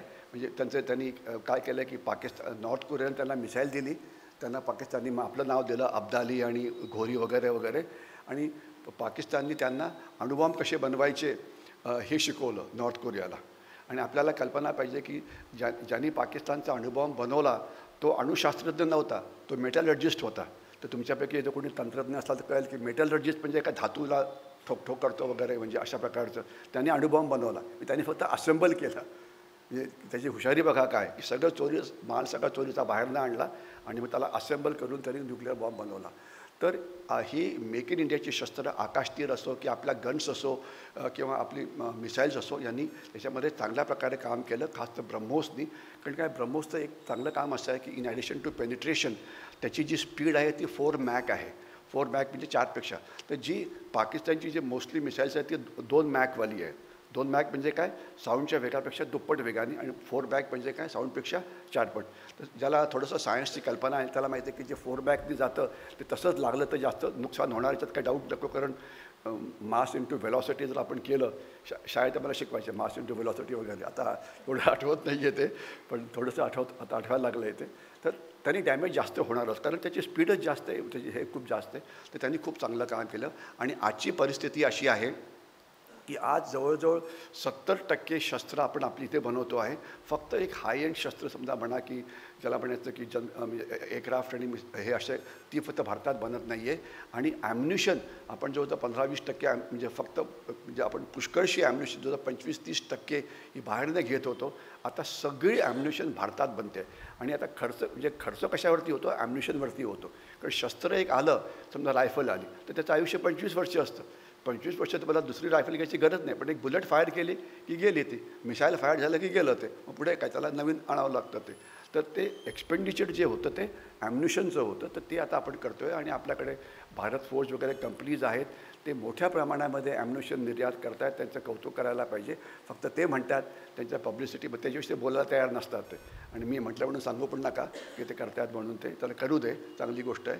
ते म्हणतात की आम्ही नॉन वॉर झोन कंट्रीजना आमची ॲम्युनिशन पाठवतो आहे. नॉन वॉर झोन म्हणजे काय, जर युक्रेन आणि रशिया युद्ध असेल तर पोलंडमध्ये युद्ध होत नाही आहे, तर पोलंडला पाठवायचं. मग पोलंड आपलं नाव घालून ते पुढे करतं असं मला वाटतं. कारण पोलंड काय कुठे वापरणार ते ॲम्युनिशन, ती दिवाळी किती वेळा करतील ते.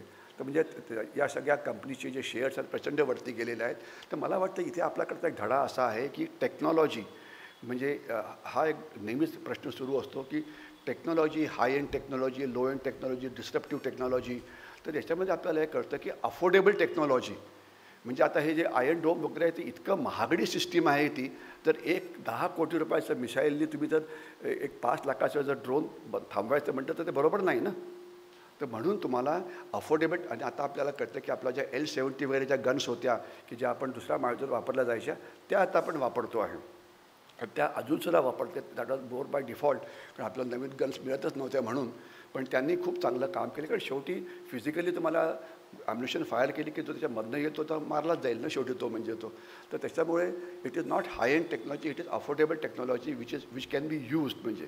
आणि ड्रोन्समध्ये आपण बऱ्यापैकी इन्व्हेस्टमेंट केलेली होती, तर आपल्या ड्रोन्सनी पण बऱ्यापैकी काम केलेलं आहे. एक बँगलोरची कंपनी आहे, त्यांचे शेअर्स खूपच वर गेलेले आहेत.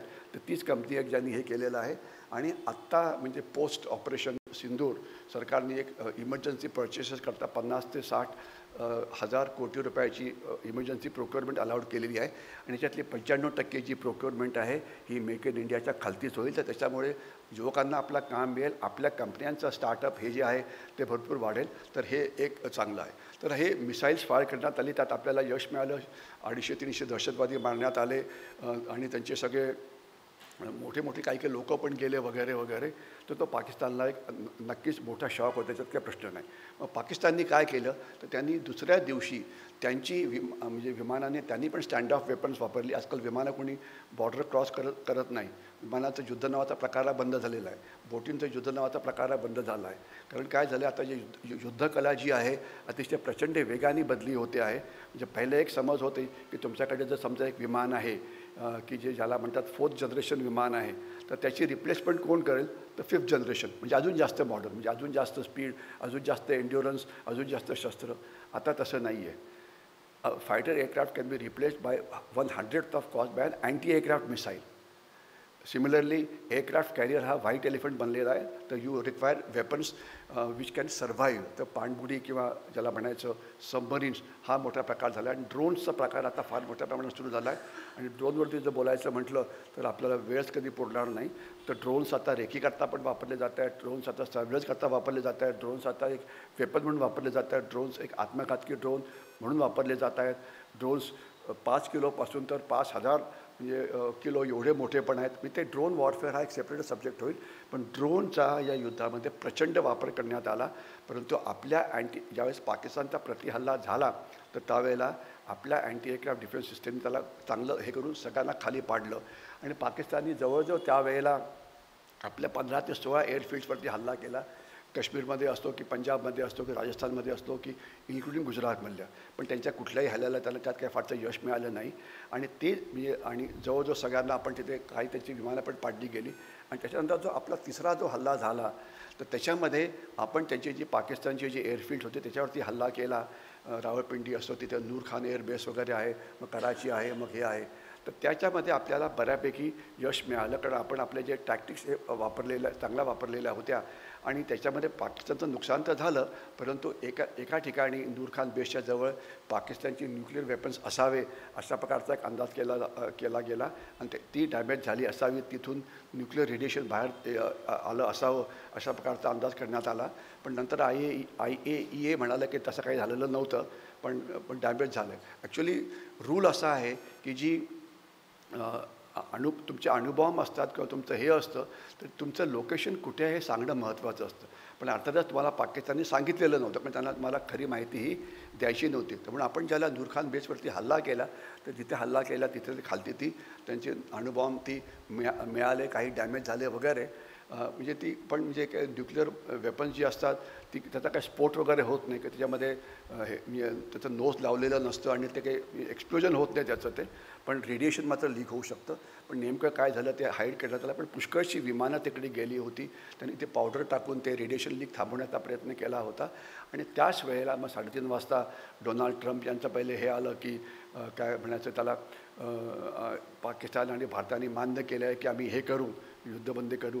तर मला विचारलं, म्हटलं असं काय व्हायला नाही पाहिजे. आणि 4:30 वाजता आपले जे DGMO होते त्यांनी कॉन्फरन्स घेतली, सांगितलं की आमचे जे उद्देश होता तो हे झालेला आहे आणि आता आम्ही पाकिस्तानने आम्हाला रिक्वेस्ट केली म्हणून युद्धविराम हा होतो आहे.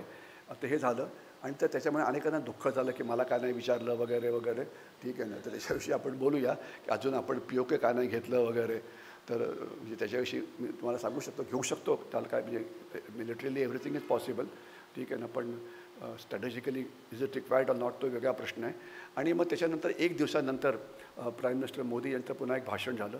त्यात त्यांनी 3-4 मुद्दे मोठे क्लिअर केले. एक तर ऑपरेशन सिंदूर हे संपलेलं नाही आहे, म्हणजे याचा अर्थ असा की जर पुन्हा काही जर दहशतवादी हल्ला झाला तर म्हणजे काय म्हणतात त्याला, आपण त्याला प्रत्युत्तर हे अतिशय हेवी पद्धत देऊ, तो एक भाग झाला. दुसरं त्यांनी म्हटलं होतं की अणुबॉम्बची भीती दाखवून तुम्ही आम्हाला घाबरवू नका, अणुबॉम्ब असो की नसो आम्ही हल्ला तुमच्यावरती करणार. आणि तिसरं तर तुम्ही एक नवीन पद्धत केली की हे आमचे लोक नव्हते, हे स्टेट स्पॉन्सर्ड नाही आहे, लष्कर ए तोयबा जैश ए मोहम्मद हे काय म्हणतात त्याला स्वतःहूनच म्हणजे करायचं ते करतात, काश्मीरच्या अशा करतात, तसं नाही आहे. Anything which comes from your land will be taken as a terrorist attack from Pakistan. तर ते त्यांनी क्लिअरली सांगितलं. तर ते म्हणजे हा मेसेज क्लिअरली गेलेला आहे, याच्यात काही डाऊट नाही आहे. परंतु आता म्हणजे आता सध्या ऑपरेशन सिंदूरच्या नंतर पोस्ट म्हणजे काय झालं असावं याच्याविषयी आपण थोडंसं बोलण्याचा प्रयत्न करू. हे जरा हँग झालं आहे, 1 मिनटात त्याला आपण त्याचा हँग, हे आळशी होऊन जातात जर स्लाईड हलवली नाही तर ते.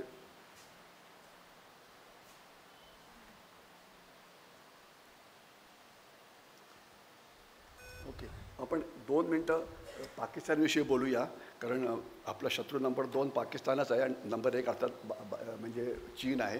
तर हा जो बलुचिस्तान नावाचा भाग आहे, इथे मोठ्या प्रमाणामध्ये 2-2.5 कोटी त्यांची लोकसंख्या आहे. तर तिथे मोठ्या प्रमाणामध्ये म्हणजे इथून एक सीपेक कॉरिडॉर जातो. तिथे तुम्ही खाली ग्वाडार नावाचं बंदर बघा, त्या ग्वाडार बंदराला मोहम्मद बिन कासिम असं सुद्धा म्हटलं जातं. तर इथून हा जो रस्ता आहे तिथे असा जातो, जातो शिनजियांग नावाचा प्रांत आहे चीनचा, तिथे जातो. 4,500 किलोमीटरचा रस्ता आहे. आणि या रस्त्यावरती बलुची हल्ले इतके वाढलेले आहेत की तो रस्त्यावरती ट्रॅफिक हा जवळजवळ थांबलेला आहे.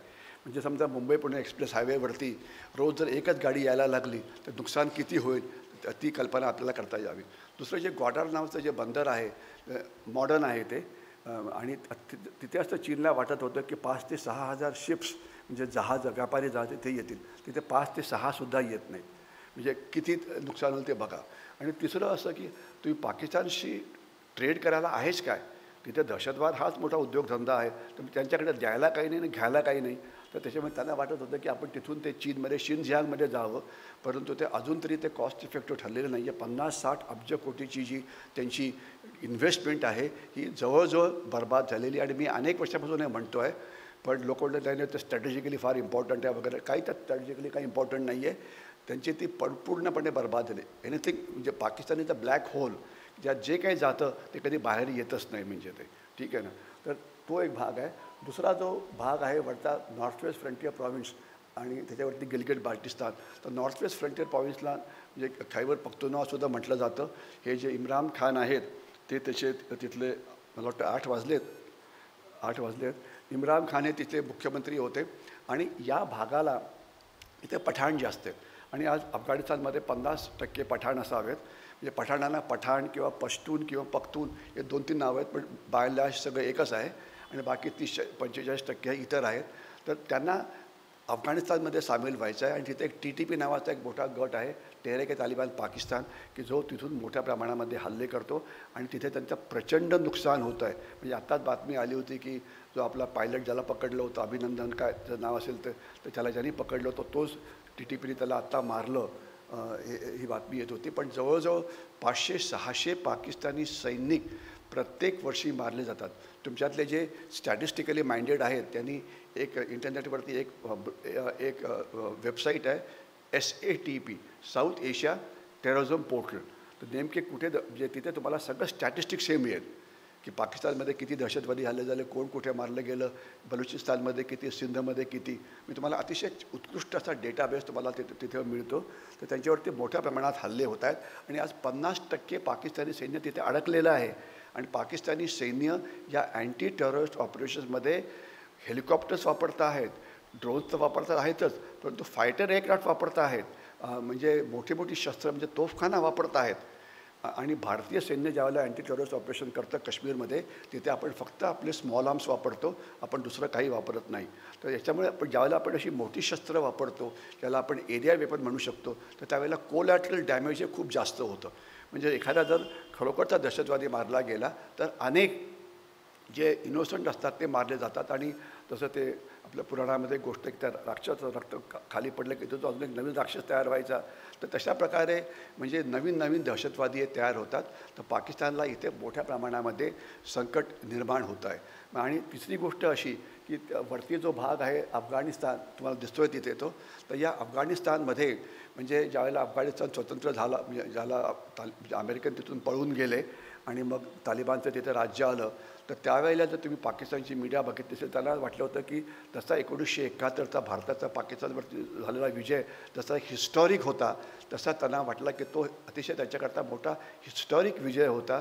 कारण पाकिस्तानला नेहमी वाटतं की त्यांच्या देशाला जी डेप्थ आहे म्हणजे जी खोली आहे ती कमी आहे. आणि भारतीय लष्कराने जर पारंपरिक हल्ला केला तर पाकिस्तानचे 2 तुकडे होऊ शकतात. तुम्ही बघा की म्हणजे जी डेप्थ आहे फारच कमी आहे. तर आपण जनरली पंजाब किंवा राजस्थानच्या भागोदी रणगाड्याचे हल्ले करू तर एक 7-8 दिवसामध्ये आपण डोंगरापर्यंत म्हणजे जे अफगाणिस्तानचे डोंगर तिथपर्यंत पोहोचू शकतो. म्हणून त्यांना स्ट्रॅटेजिक डेप्थ नावाचा प्रकार पाहिजे होता की त्यांची विमानं मागून जाण्याकरता. तर त्यांना वाटतं होतं की अफगाणिस्तानमुळे त्यांना स्ट्रॅटेजिक डेप्थ मिळाली असावी. परंतु आता अफगाणिस्तान त्यांना इतका त्रास देतं आहे की म्हणजे त्यांची हालत ही सध्या खराब आहे. एक पहिले आपल्याला आठवतं की आपले एक CDS होते, chief of defence staff general Bipin Rawat. तर त्यांनी एकदा मोठं विधान केलं होतं की भारताला 2.5 फ्रंट वॉर हे लढावं लागतं आहे. म्हणजे भारताला 2.5 फ्रंट वॉर हे लढावं लागतं आहे. म्हणजे काय की ज्यावेळेला आपण पाकिस्तानशी लढाई करतो त्यावेळेला चीनसुद्धा आपल्याला त्रास देतो. म्हणजे चीन सीमेवरती असलेलं युद्ध आपण पाकिस्तानी सीमेवरती आणू शकत नाही, ते तिथल्या तिथं राहावं लागतं. आणि त्याच वेळेला देशाच्या आत मग नक्षलवादी असो की माओवादी असो की दहशतवादी असो हे तुम्हाला वेगवेगळ्या प्रकारे त्रास देऊन तुम्हाला आजसुद्धा युद्ध लढायला भाग पाडतात. आता नेमकी जर बिपिन रावत असतं तर त्यांना आनंद वाटला असता की आता आपण हीच टॅक्टिक्स पाकिस्तानच्या विरोधात बऱ्यापैकी वापरलेली आहे. आता पाकिस्तानला 3 फ्रंट वॉर लढावं लागतं आहे.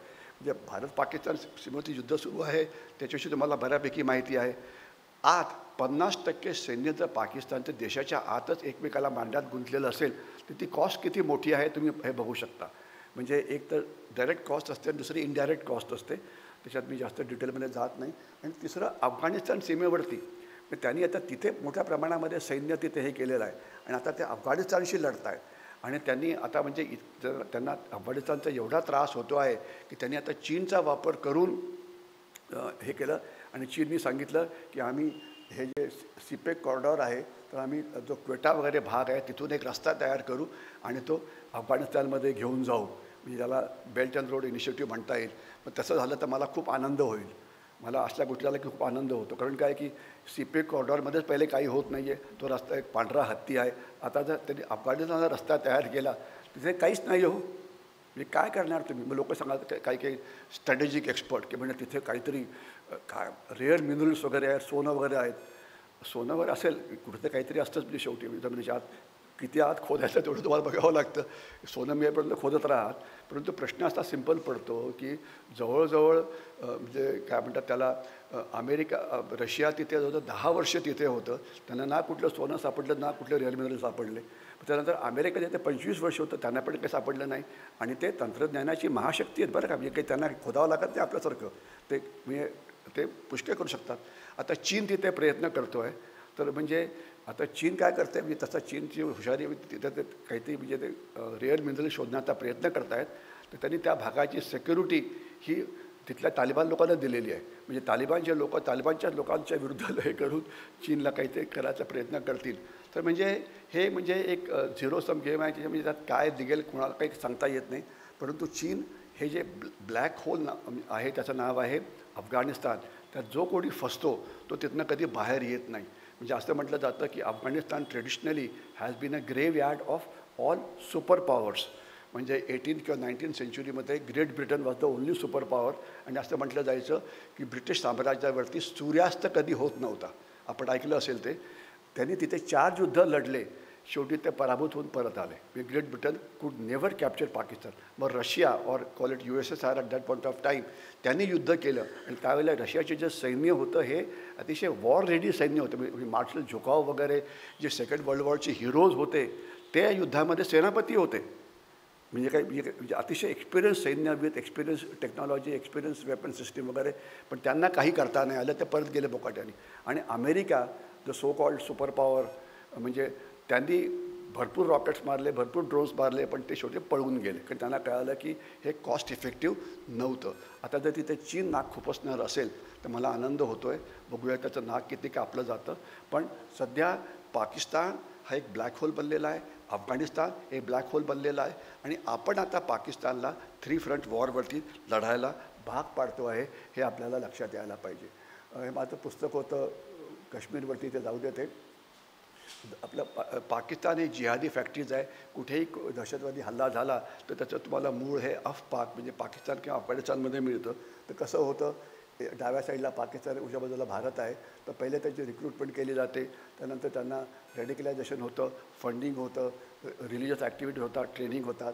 आणि 7-8 महिने ट्रेनिंग झालं की त्याच्यानंतर त्यांना भारताच्या आत घुसवलं जातं. तर जवळजवळ 95% दहशतवादी LOCवरतीच मारले जातात. 5% आत जाऊ शकतात. परंतु सध्या आता जे दहशतवादी आहेत हे इंटरनॅशनल बॉर्डरकडनं सुद्धा येतात. म्हणजे पंजाबकडनं वगैरे सुद्धा येत आहेत ते. तर त्याच्यामुळे हे युद्ध कधी थांबेल सांगता येत नाही. ISI काय करते त्याच्याविषयी बोलायला हे नाही आहे. फक्त ISIचं तुम्हाला एक गोष्ट कळायला पाहिजे, ते म्हणजे असं की पहिले ISIची पॉलिसी होती ब्लिडिंग इंडिया बाय 1000 कट्स. म्हणजे काय, भारताच्या अंगावरचे लहान लहान घाव घालायचे आणि भारताला रक्तबंबा करायचं. एक बॉम्बलास्ट तिकडे, एक तिकडे वगैरे वगैरे. पण आता 2014पासून त्यांची जी सिस्टीम आहे ते म्हणायचं ब्लिडिंग इंडिया बाय 1000 एज्युटेशन्स. म्हणजे काय, काहीतरी कारण करायचं, एज्युटेशन सुरू करायचं की नाणेरमध्ये कारखाना होऊ देणार नाही. आणि मग रस्ते, मी तुम्हाला कल्पना असेल की एक फार्मर्सचं एज्युटेशन सुरू झालं होतं पंजाबच्या. आणि त्यांनी जे 2 रस्ते जे येत होते दिल्लीमध्ये ते थांबवले होते. तर ते रस्ते थांबवल्यामुळे शहराला लागणारं सगळं सामान शहराच्या बाहेर नाही येतं. आपल्यातल्या पुणेकरकरी जाऊन बघा तुम्ही, कुठल्याही टोल बूथवरती उभं राहा, रोज अक्षरशः हजारो ट्रक्स पुण्यामध्ये प्रवेश करतात. मग ते अन्नधान्याचे असो की दुधाचे असो की जे काय असतील ते. ऑब्व्हियसली तुम्हाला ते माल लागतो म्हणूनच ते तुम्हाला येतात ना ते. आणि हे जर तुम्ही येऊन थांबवलं, ज्या ज्या रस्त्यावर जातं, आपला पुण्यात याला 5-6 रस्ते आहेत. एक सातारा सांगलीकडनं येतो, एक काय म्हणतात त्याला नाशिककडनं येतो, एक मुंबईकडनं येतो, एक समजा काय बारामतीकडनं येतो, आणि जे कुठले येत असतील ते. तर हे रस्ते म्हणजे तुमच्या रक्तवाहिनी आहेत. आणि हे जर तुम्ही थांबवलं तर देशाचं आर्थिक नुकसान खूप होतं. पंजाब शेतकऱ्यांच्या सो कॉल्ड एज्युटेशनमुळे 4 ते 5 हजार कोटी रुपयाचं तुमचं नुकसान हे रोजचं होत होतं. एक हाफिज सईद म्हणून दहशतवादी आहे जो लष्कर तैयबाचा मुख्य आहे, तर तो कधी मला भेटला तर त्याला मी मिठी मारणार आहे. कारण काय की त्यांनी जेवढे दहशतवादी हल्ले केले त्यात नुकसान 400-500 कोटीसुद्धा नाही आहे. ठीक आहे ना. आणि हे जे रस्ते बंद केले तर किती रोजचं 5,000 कोटी तुम्ही नुसतं घाला. Economic losses due to closure of roads due to Punjab agitation घाला आणि तुम्हाला ज्यावरती वाटेल तेवढी माहिती हे भेटेल. तर एज्युटेशन्स, हिंसक एज्युटेशन्स. दुसरं यांनी वेगवेगळ्या संस्था तयार केलेल्या आहेत. संस्थांना म्हणजे देशद्रोही संस्थांना 3 मोठ्या भागात वाटता येईल. एक तर आहे संस्था जिहादी प्रवृत्तीच्या. जिहादी तुम्हाला अर्थ कळाला आणि त्याचं एक उदाहरण द्यायचं म्हणजे तुम्ही राजा अकॅडमी म्हणून नाव ऐकलेलं असेल. राजा अकॅडमी आणि आझाद मैदानमध्ये काय झालं त्याची आपल्याला कल्पना असावी आणि ते काय आणि त्यांचा जो बॉस आहे तो कसा मलेशियामध्ये पळून गेला असावा याची आपल्याला कल्पना असावी. मी जास्त डिटेलमध्ये जात नाही. अशा अनेक संस्था आहेत की ज्यांचं काम काय उलटी सुलटी कामं करत राहायची. तर ते झालं म्हणजे त्याला म्हणायचं जिहादी प्रवृत्तीच्या. दुसरं आहेत लेफ्टिस्ट प्रवृत्तीच्या. म्हणजे काय की तुम्ही नक्षलवादात सामील व्हा, तुम्ही माओवादात सामील व्हा. तुम्ही कबीर कलामांचे नाव ऐकलं असेल की काय मुलांना रिक्रूट करून कुठे पाठवायचं तर ते नक्षलवादात पाठवायचं. पण पुण्यामध्ये आता लोकांना वडापाव घालून इतकं लोक सॉफ्ट झालेले आहेत की कोणी इथून नक्षलवादाकरता लढण्याकरता गडचिरोलीला जायला तयार नाही आहेत. म्हणजे इथे बसून तुम्ही फेसबुकवरती भडकाऊ पोस्ट टाकाल, यूट्यूबची भडकाऊ पोस्ट तयार कराल, परंतु हातात बंदूक घेऊन तिकडे जायचं ते शक्य नाही. ते जे वडापावला किती फायद्याचा असतो हे आपल्याला कल्पना आहे. ज्याला नेशन सॉफ्ट बनतो तर त्यावेळेला काही फायदे पण होतात. लढायला कोणी म्हणजे उलटी सुलटे काम आपल्याला माणसंच मिळत नाहीत म्हणजे. ठीक आहे. तर पण ते प्रयत्न खूप चालू आहेत आणि हे खूप काही करतात. आणि तिसरे आहे अँटी डेव्हलपमेंट लॉबी. स्वतः पंतप्रधान मोदी म्हणाले होते की मेघा पाटकरनी जे म्हणजे काय ते नर्मदा बचाव आंदोलन त्याच्यामध्ये हजारो कोटी रुपयाचं देशाचं नुकसान झालं. धरणं बांधायची नाही. 4 धरणे पुण्यामध्ये तरी आम्हाला पाणी पुरत नाही आहे. अजून 5वं धरण बांधा असतात काही लोक म्हणत आहेत म्हणजे. तर कारण शेवटी पाणी हे 3-4 महिन्यात फक्त पडतं, नंतर ते वाहून जातं. तुम्हाला ते हे करायलाच पाहिजे. तर हा रस्ता बनणार नाही, तो एअरपोर्ट बनणार नाही, पुरंदरला रस्ता हे नको. तर पुरंदरचा एअरपोर्ट काय हवेत बनवायचा आहे काय? होऊ शकेल पुढे काही टेक्नॉलॉजी येईल की तिथून उतरून मग खालती आणायचं आहे काय जे असेल ते बरं. तर म्हणजे तर यांनी तुमचं नुकसान हे भयंकर होतं आहे. आणि काही ॲक्टिव्हिस्ट नावाचा एक प्रकार सुरू झाला आहे आणि त्याच्याविषयी तुम्हाला मी सांगतो. मला वाटतं वेळ थोडा पुष्कळ जास्त झालेला आहे. तर ॲक्टिव्हिस्टमध्ये काय एक सरळ नाव घेतो कारण काही नावं घेतलं बरोबर नसतं. एक कोलिन गोन्झाल्विस नावाचे ॲक्टिव्हिस्ट आहे. एक 4-5 आठवड्यापूर्वी किंवा 1.5 महिन्यापूर्वी ते सुप्रीम कोर्टमध्ये गेले आणि ते म्हणाले की हे जे बांगलादेशी आणि हे जे रोहिंग्या आहेत यांची मुलं ज्यांना इथे जन्म मिळतो त्यांना तेच अधिकार मिळायला पाहिजे जे भारतीय म्हणजे मुलांना ज्यांचा जन्म भारतात जो त्यांना मिळतो. म्हणजे काय आईला सुट्टी मिळते, मग राशन मिळतं, फ्री वॅक्सिनेशन, पुष्कळ सरकारच्या हे आहेत. आणि सुप्रीम कोर्टने काय करावं म्हणजे हो देऊन टाका. अरे सुप्रीम कोर्टमध्ये 3.5-4 कोटी केसेस पेंडिंग आहेत. तर मी सुप्रीम कोर्टचा कोणीतरी असतो तुम्ही म्हटलं असतं की 3.5 कोटी + 1 तुझा नंबर याच्यानंतर येईल. पण सुप्रीम कोर्ट जरा पुढे आणून त्यांना निर्णय देऊन टाकला. तर हे अशा प्रकारचे जे ॲक्टिव्हिस्ट जे आहेत हे भयंकर नुकसान करतायत. पण तो एक वेगळाच विषय होईल. बांगलादेशी घुसखोरी हा भारताला लागलेला कॅन्सर आहे. याच्याविषयी करायचं काय तुम्हाला मी एकच उदाहरण सांगतो. मी एक 5 महिन्यापूर्वी जर माझं हे ठीक असेल तर फडणवीस सरकारने घोषणा केली की आम्ही बांगलादेशींना पकडू. ठीक आहे ना. आता याच्यावरती मी पुस्तक लिहिलेलं आहे. तर मी नंतर चेक केलं की काय झालं तर गेल्या 5 महिन्यामध्ये आपण जवळजवळ 500-600 बांगलादेशी पकडलेले आहेत की जे चांगलं आहे. किती बांगलादेशी महाराष्ट्रात आहेत तर 70-80 लाखाच्या आसपास आहे. तर ज्याचं गणित चांगलं असेल तर जर 500 पकडायला जर 5 महिने तर 70 लाख पकडायला किती तर त्याचं उत्तर येतं 3000 वर्ष. किती? 3000 वर्ष. म्हणजे मी नुसतं एक हे म्हणून सांगितलं. आता तुम्ही कॅल्क्युलेटर लावा आणि चेक करा किती लागेल. ते म्हणजे ते काहीच नाही असं आपल्याला लक्षात यायला पाहिजे. म्हणजे हा नो गो आहे. आजच्या सुद्धा पेपरमध्ये बातमी वाचा की आम्ही त्यांना पकडणार असं बोलून होणार नाही. त्याच्याकरता काय करायला पाहिजे तर त्याच्यामध्ये 2-3 मोठ्या गोष्टी करायला पाहिजे. एक तर पोलिसांमध्ये जे फक्त इन्व्हेस्टिगेटिंग ऑफिसर्स असतात तेच फक्त चेक करतात आणि ते कुठल्याही पोलीस स्टेशन 2 किंवा 3हून जास्त नसतात. तर तुम्हाला कमीत कमी प्रत्येक पोलीस स्टेशनमध्ये 100 इन्व्हेस्टिगेटिंग ऑफिसर तयार करायला पाहिजे. तर ते तुमच्याकडे येणं शक्य नाही आहे. तर 4-5 लाख जे रिटायर्ड पोलीसवाले आहेत त्याच्याबद्दल तुम्हाला IOS सिलेक्ट करून ते आणायला पाहिजे. त्यांची मदत घेऊन तुम्हाला हे करायला पाहिजे. नंतर हे काम कधीही होणार नाही. बांगलादेशी घुसखोरी हा एक फार मोठा विषय आहे. ते जाऊ दे. मग आता सध्या बांगलादेश, पाकिस्तान आणि चीन यांची एक मोठी अलायन्स सुरू झालेली आहे. त्याच्याविषयी बोलत नाही. नेपाळमधून कशाप्रकारे ड्रग्ज येतात त्याच्याविषयी बोलायला वेळ नाही आहे. पाकिस्तानविषयी तर तुम्हाला सगळी माहितीच आहे. आणि सध्या समुद्राच्या बाजूने सागरी सुरक्षा हा विषय अतिशय महत्त्वाचा आहे. मोठ्या प्रमाणात ड्रग्ज येत आहेत, कारण जे ड्रग्ज सर्किटमध्ये आपण मोठ्या एका हायवेवरती आहोत. ड्रग्ज आपल्याकडे साऊथ ईस्ट एशियाकडे पण येतात, ड्रग्ज आपल्याकडे अफगाणिस्तानमधून सुद्धा येतात आणि आपण ते थांबवायला पाहिजे. परंतु आपलं लोकेशन चांगलं आहे. जर युद्ध झालं तर हे जे गल्फ ऑफ मलक्का वगैरे आहे तिथे आपण चीनला थांबवू शकतो, पण त्याच्यावरती वेळ नाही आहे. अव्वल चीनी ड्रॅगनचे माझं पुस्तक आहे. चायनाचं जे मल्टी डोमेन वॉर म्हणजे जे बहुआयामी युद्ध आहे, आर्थिक युद्ध असो की आर्थिक घुसखोरी असो की सायकोलॉजिकल वॉरफेअर असो की सायबर वॉरफेअर असो की ट्रेड वॉरफेअर असो की जैविक युद्ध असो की बायोलॉजिकल वॉरफेअर असो, 100 प्रकारची युद्ध ते लढतात तुमच्याशी आज. आणि त्याला आपल्याकडे अजून ॲडिक्वेट उत्तर मिळालेलं नाही आहे. त्याला म्हणजे 4 वेगवेगळे शब्द वापरले जातात. एक तर म्हटलं जातं हायब्रिड वॉरफेअर, याच्यावरती मी खूप लिहिलं आहे. दुसरं आहे मल्टी डोमेन वॉरफेअर. तिसरं आहे ग्रे झोन वॉरफेअर. आणि चौथं आहे अनरिस्ट्रिक्टेड वॉरफेअर. म्हणजे तुम्ही कुठल्याही पद्धतीने युद्ध सुरू करू शकता. तर तुम्ही पेपर वाचत असाल, तुमच्यातले काही जण तरी इकॉनॉमिक टाईम्स नक्कीच वाचत असतील. मी इकॉनॉमिक टाईम्स शेअर्स करता वाचत नाही. इकॉनॉमिक टाईम्स मी वाचतो ते केवळ इकॉनॉमिक न्यूज कळण्याकरता. हे जे मॅग्नेट्स आहेत की ज्याची आपल्याला फार गरज आहे ते चीन आपल्याला देत नाही आहे. आपल्याकडे काही मोठी, आपण आता गडकरींनी खूप मोठे बोगदे बनवले आहेत. मी तुम्हाला कल्पना की बोगद्यांनी केवढी क्रांती झाली तुम्हाला कल्पना असावी. आणि बोगद्यांनी काश्मीरमध्ये काय क्रांती केली तर मला वेगवेगळा विषय होईल. 29 बोगदे तिथे बनतात बरं का. तर त्याच्याकरता जे बोरिंग मशीन लागतं ते बोरिंग मशीन सगळी चिनी पोर्ट्समध्ये अडकून बसलेली आहेत. अडकून बसलेली नाही आहेत ती, अडकवून ठेवलेली आहेत ती. असे आपल्याला ज्या क्रिटिकल गोष्टी आहेत, क्रिटिकल सगळं ते थांबवून ठेवता आहेत म्हणजे ते. आणि ते म्हणजे अशा वेगवेगळ्या पद्धतीने तुम्हाला ते मूर्ख बनवण्याचा प्रयत्न करतात. पण तो एक विषय वेगळाच होईल ज्याच्यामध्ये इन्फॉर्मेशन वॉरफेअर हा एक प्रचंड मोठा विषय आहे. त्याच्यावरची आपण कधी बोलू. माओवाद किंवा नक्षलवाद याच्यावरती मी पहिलं पुस्तक लिहिलं होतं. आता हे म्हणतायत आपले अमित शहा की आम्ही त्याला 2026 संपवू, परंतु डिफिकल्ट आहे. कारण हे युद्ध कधी संपवू देणार नाही चीन किंवा पाकिस्तान. त्याला काहीतरी कारण याच्यामुळे तुम्हाला ते म्हणजे माओवादाचा तुम्हाला एक कळायला पाहिजे. माओवाद हा मोठा विषय आहे. आपल्याकडे 70% पॉवर जी आहे ती कोळसा जाळून बनवली जाते. 70%, ठीक आहे ना. आपल्याकडे जगातला सर्वात मोठे कोळशाच्या खाणी आहेत. परंतु असं असूनसुद्धा आपल्या पॉवर प्लांट्सकरता आपण कोळसा हा इंडोनेशिया आणि ऑस्ट्रेलियातनं आयात करतो आहे. याचं कारण असलं की आपला कोळसा जो तो मध्य भारतामध्ये आहे, इथे नक्षलवादी बसलेले आहेत. तर नक्षलवादी जर त्याचं निपात झाला, हे झालं आणि तिथल्या जर खाणी आपल्याला हे करता आल्या तर आपली त्याचं रेट ऑफ प्रोग्रेस आहे 6%मधनं सर्व तो 12%वरती जाईल असं मी म्हणतो आहे.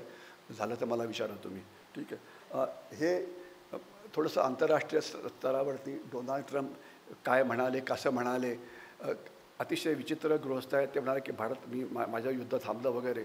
परंतु महत्त्वाचं काय असतं की डोनाल्ड ट्रम्पशी तुम्ही जे डील करता तुम्हाला इतरांपेक्षा जास्त चांगलं डील करता आलं पाहिजे. म्हणजे कुठल्याही संकटाचं रूपांतर तुम्हाला एका ऑपॉर्च्युनिटीमध्ये करता आलं पाहिजे. जे आपण तेलाच्या बाबतीत केलं. आणि आता ज्या गोष्टी ते चीनला थांबवता प्रयत्न करतात तर चीनला आपण रिप्लेसमेंट म्हणून येऊ शकतो. पण अजून आपल्याला चीनी माणसांनी इतकं खूप काम करावं लागेल. हे आपले ॲक्च्युली यांनी खरोखर मित्राचं काम केलेलं आहे. म्हणजे यांनी आपल्याला, तुम्ही यांना ओळखलं असेल ना, यांना तुम्ही ओळखता का वगैरे अशा प्रकारचं जे असतं. बस स्टेशनवरती फोटो लागले असतात की यांना तुम्ही ओळखता का वगैरे. तर हे त्यांनी खूप तुम्हाला मदत केलेली आहे. आणि एक प्रश्न असा असतो की मग तुम्ही सगळं म्हणताय सगळं ठीक आहे हो, पण मग पुढे काय, मग याचं सोल्युशन केव्हा आहे. म्हणजे तर याचं सोल्युशन म्हणजे ही शेवटची सेकंड लास्ट स्लाईड, कारण मी त्याच्यापुढे थांबतो मग मी. तर याचं असं आहे की हा क्लॅश ऑफ सिव्हिलायझेशन आहे आणि याच्यामध्ये आपल्याला पुष्कळ त्रास होणार आहे. परंतु याचं सोल्युशन म्हणजे काय की पाकिस्तानचे 3 तुकडे व्हायला पाहिजे. जो वरचा भाग आहे नॉर्थ वेस्ट फ्रंटियर प्रॉव्हिन्स हा जाईल कुठे, अफगाणिस्तानमध्ये जाईल. जो पाकिस्तानी ऑक्युपाईड काश्मीर आहे तो भारतामध्ये येईल. बलुचिस्तान हा एक सेपरेट राज्य बनेल. किती वर्षामध्ये हे बनेल, केव्हा हे बनेल, 5 वर्ष, 10 वर्ष, 15 वर्ष, फ्युचर इज अनसर्टन. बघूया कसं बनतं आहे. त्या दृष्टीने आपण काही प्रयत्न करतो आहे का, थोडाफार प्रकार नक्कीच काहीतरी चालू आहे. परंतु आपलं म्हणजे लढण्याची पद्धती ही चीन आणि पाकिस्तानपेक्षा जास्त सुपिरियर आहे का, हा मुख्य महत्त्वाचा प्रश्न आहे. तर चीनच्या बाबतीत मला शंका आहे. आपल्याला अजून तिथे पुष्कळ प्रगती करावी लागेल. युक्रेन वॉरमध्ये काय चाललं आहे याच्यात मी जास्त बोलत नाही. परंतु तिथे आपल्याला खूप काय काय होतं आहे. बांगलादेशी घुसखोरी आज 5-6 कोटीहून जास्त बांगलादेशी भारतामध्ये आहेत आणि त्यांनी 30% लोकसंख्या पश्चिम बंगालची बांगलादेशी आहे. ठीक आहे ना, 30%. आणि ही आकडेवारी केव्हाची? 2010ची. त्यानंतर हे झालंच नाही, आता होणार आहे पुन्हा. आणि हा एक भारताला लागलेला कॅन्सर आहे. एकदा सरकारने मध्ये प्रयत्न केला होता की आपण ज्याला मतदान करतो तर पुण्यामधले हुशार लोक, म्हणजे पुण्यात हुशार लोक राहतात असं आम्ही म्हणतो. ठीक आहे, 50% लोकंसुद्धा मतदान करत नाही. मतदानाचा दिवस जाहीर झाला की पुणेकर कुठे जातात? लोणावळा, खंडाळा, कोकण वगैरे. तर मी अनेक वेळा म्हटलं की त्याला बॅरियर लावायला पाहिजे आणि जर बोटावरतीचा काळा ठिपका नसेल तर लोणावळ्याला जायचं नाही. व्हायला पाहिजे का असं? व्हायला पाहिजे, पण लोकांना वाटतं की नाही होत नाही. आणि बांगलादेशी 300% मतदान करतात. नीट ऐका जरा. बांगलादेशी एकेका बांगलादेशीकडे 2-2, 3-3 वोटर्स कार्ड असतात आणि सरकारने मध्ये प्रयत्न केला की वोटर्स कार्डला लिंकअप करायचं कशाशी? आधार कार्डशी. आधार कार्ड ही आयडेंटिटी. आधार कार्ड डुप्लिकेट होऊ शकत नाही कारण त्याच्यावरती आयरी स्कॅन असतो, फिगर स्कॅन असतो वगैरे. पण आपल्या ॲक्टिव्हिस्टनी सुप्रीम कोर्टमध्ये जाऊन त्याला हे आणलं की नाही, हे होऊ द्यायचं नाही आपल्या ॲक्टिव्हिस्टने. पण आता सरकार पुन्हा ते पुश करायचा प्रयत्न करत आहे. लेट्स होप ते झालं तर ॲटलिस्ट तर एक बांगलादेशी पहिल्या इथे पुण्यात वोट करेल, मग उत्तर प्रदेशमध्ये जाईल, मग तिसरा जाईल पुन्हा पश्चिम बंगालला. तर ते तरी आपल्याला थांबवता आलं पाहिजे. सागरी सुरक्षा हा एक मोठा विषय आहे, त्याच्याविषयी आता बोलायचं नाही आहे. अफगाणिस्तानविषयी बोलायला आता वेळ नाही आहे. तर थोडक्यामध्ये इन्फॉर्मेशन वॉरफेअरविषयी मी आता बोलत नाही आहे, परंतु इन्फॉर्मेशन वॉरफेअर, डिस्ट्रिब्युशन वॉरफेअर आता वेळ संपल्यामुळे आपल्याला एवढंच फक्त म्हणता येईल. मी आता 1-2 मिनटात थांबतो, कारण असं की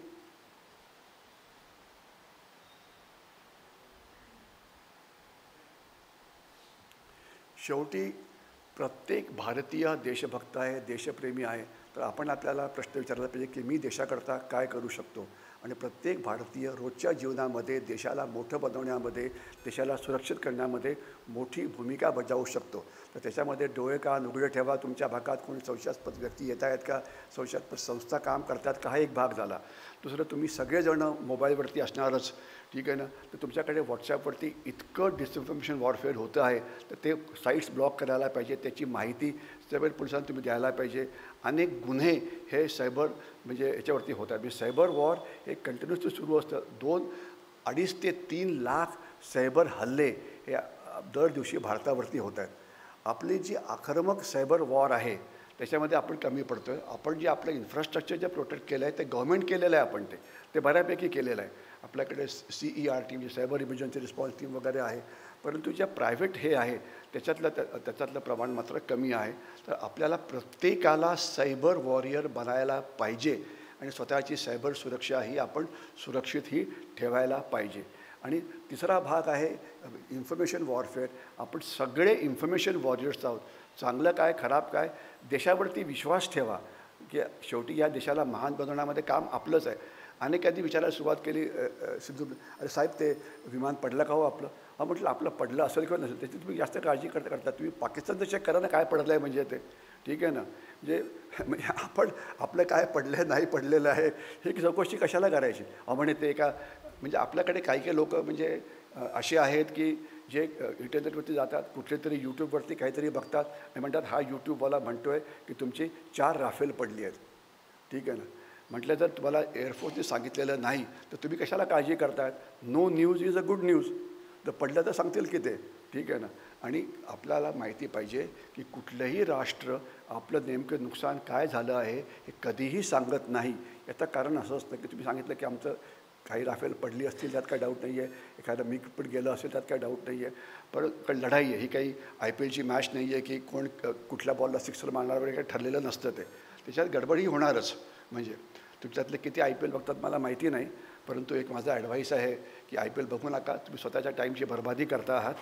म्हणजे हे अर्थात बाहेर जाऊन सांगू नका बघा लोकांना, तरुण मुलांना सांगू नका ते तुम्हाला मागे हे करायला येईल. कारण ते हिरो बनले तर ठीक आहे हो, त्यांचं काय वाईट नाही आहे. पण तुम्ही किती टाईमची बरबाद करते आहात. म्हणजे तरुण मुलं नुसती मॅचेस बघतायत, मग काम केव्हा करणार? म्हणजे मला सांगण्यात आलं की म्हणजे आपल्याकडे खूप महान पुरुष आहेत, आपण त्यांच्या जयंत्या पुण्यतिथ्या वगैरे साजरा करत असतो. आणि मला एका तज्ञाने सांगितलं की म्हणे की सोलापूर नावाचं गाव आहे, तिथे 365 दिवस कुठला ना कुठला तरी उत्सव सुरू असतो. म्हणजे कुठला ना कुठला तरी उत्सव. ठीक आहे. तर म्हणजे काम केव्हा करतो आपण? तर तर मला असं वाटतं की आपले जेवढे महापुरुष आहेत आणि आपल्याकडे भरपूर महापुरुष आहेत, 1 जानेवारीला सगळ्या महापुरुषांचे फोटो एकत्र लावावेत आणि त्यांना सांगावं की तुम्ही खूप चांगले होता, तुमच्या रस्त्यावरता मी चालणार आहोत आणि बाकीचे 364 दिवस तुमची काम करण्याची एफिशियन्सी ही एका चीनी माणसाहून जास्त असायला पाहिजे. तसं झालं तरच हे आपण युद्ध येणाऱ्या काळामध्ये जिंकू शकतो.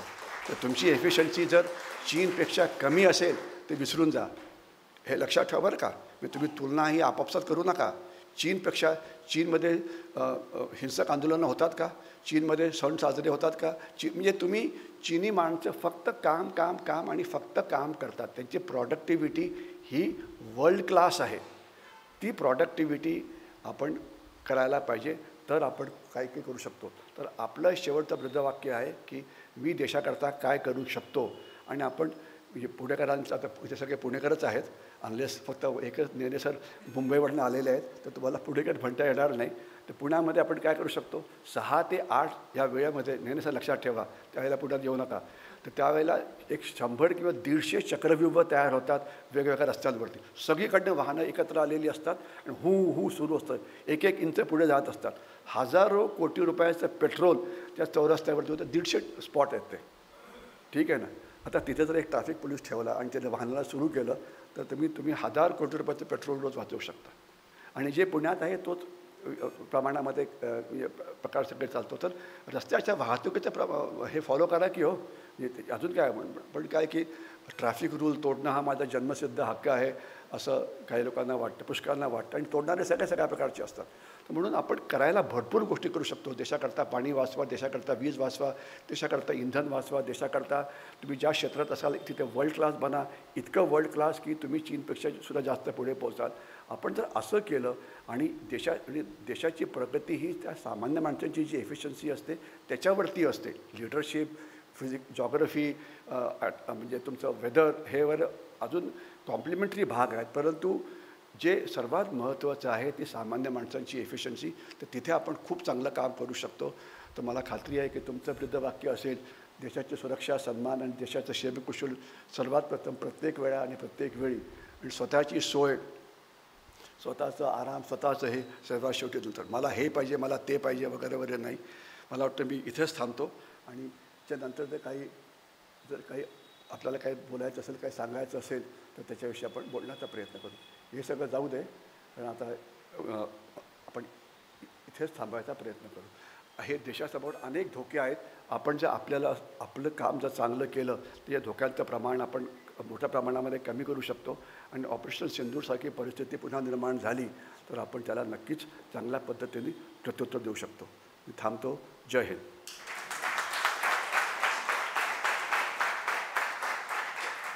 काही प्रश्न तर घ्यायचे ते हां, जर कोणी काही लिहून काय पाठवलं आहे का? नाही, लिहून पाठवले. आपण काय विचारूया. काही प्रश्न आहेत आपल्या, आपण लोकांना. हां, ओके. मग ठीक आहे. मी तुम्ही काही प्रश्न आहेत का? मला उत्तर. हां, फक्त मी एवढं आपला रिक्वेस्ट करीन की प्रश्न विचारल्याने प्रश्न शॉर्ट विचारावा. कारण आमचं थोडं वय जास्त असल्यामुळे तुम्ही जर जास्त लांब विचारलं तर मी विसरून जातो सगळं. तो ऑपरेटिव्ह पार्ट फक्त विचारा. विचारा सर.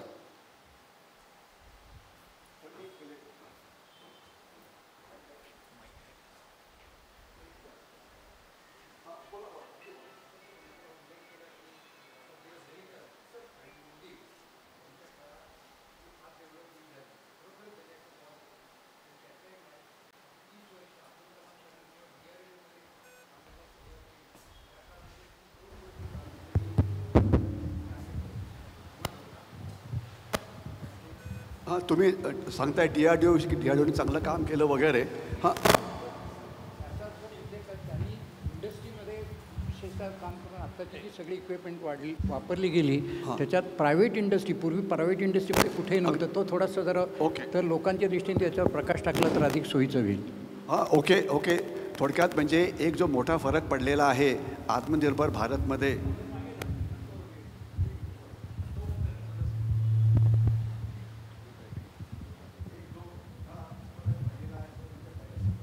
संस्था काम करायच्या मेक इन इंडियामध्ये. आता सरकारने मोठ्या प्रमाणामध्ये प्रायव्हेट सेक्टरला इंट्रोड्यूस केलेलं आहे, स्टार्टअप्स इंट्रोड्यूस झालेले आहेत आणि प्रायव्हेट सेक्टरची जी म्हणजे एफिशियन्सी असते कधी नेहमी जास्त असते, तर त्याच्यामुळे तो चांगला भाग आहे. म्हणजे सरकारने आत्मनिर्भर भारतमध्ये मोठ्या प्रमाणात काम केल्याच्यात काही डाऊट नाही आहे आणि अजूनसुद्धा आपल्याला पुष्कळ काही काही गोष्टी करायच्या आहेत. तर मला खात्री आहे की पुढच्या 5-6 वर्षात जर आपल्याला 100% जर शस्त्र इकडे बनवता आली, खास तर फायटर एअरक्राफ्ट वगैरे, तर फार चांगलं होईल. ओके, अजून काही? हां, विचारा सर. त्याला मागे बाईक द्या.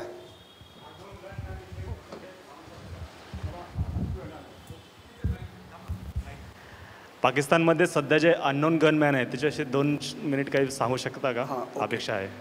ओके, प्रश्न आपण विचारलेला की पाकिस्तानमध्ये काही अननोन गनमॅन आहेत आणि भारताचे काही शत्रू जे आहेत ते पाकिस्तानमध्ये मारले जात आहेत, तर त्याच्याविषयी काय?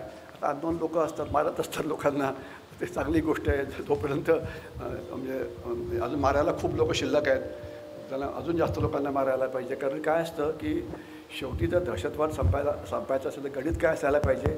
मारलेल्या दहशतवाद्यांना रिप्लेस करता नाही आलं तर दहशतवाद कमी होईल ना. म्हणजे तो अजून मारायला खूप लोक आहेत, मारले जात आहेत. आपण काही प्रयत्न केला, इवन युरोपियन राष्ट्रात जाऊन प्रयत्न केला, पण तिथे हे वेडे ते कॅनडावाले लोक जरा थोडेसे हे झाले. पण अशा पद्धती वापरल्या जातात आणि आजचा विषय तो नव्हता, परंतु मोसादनी या विषयावरती खूप चांगलं काम केलेलं आहे. लोक मारले जातात, विषप्रयोगाने लोक मारले जातात, ड्रोननी लोक मारले जातात, हल्ल्यांनी लोक मारले जातात, टुरिस्टला गेले होते वगैरे, अनेक पद्धती आहेत. सामदंड भेद याचा वापर करायला पाहिजे, पण शेवटी ते पण पॉईंट तुमच्याकडे यायला नको.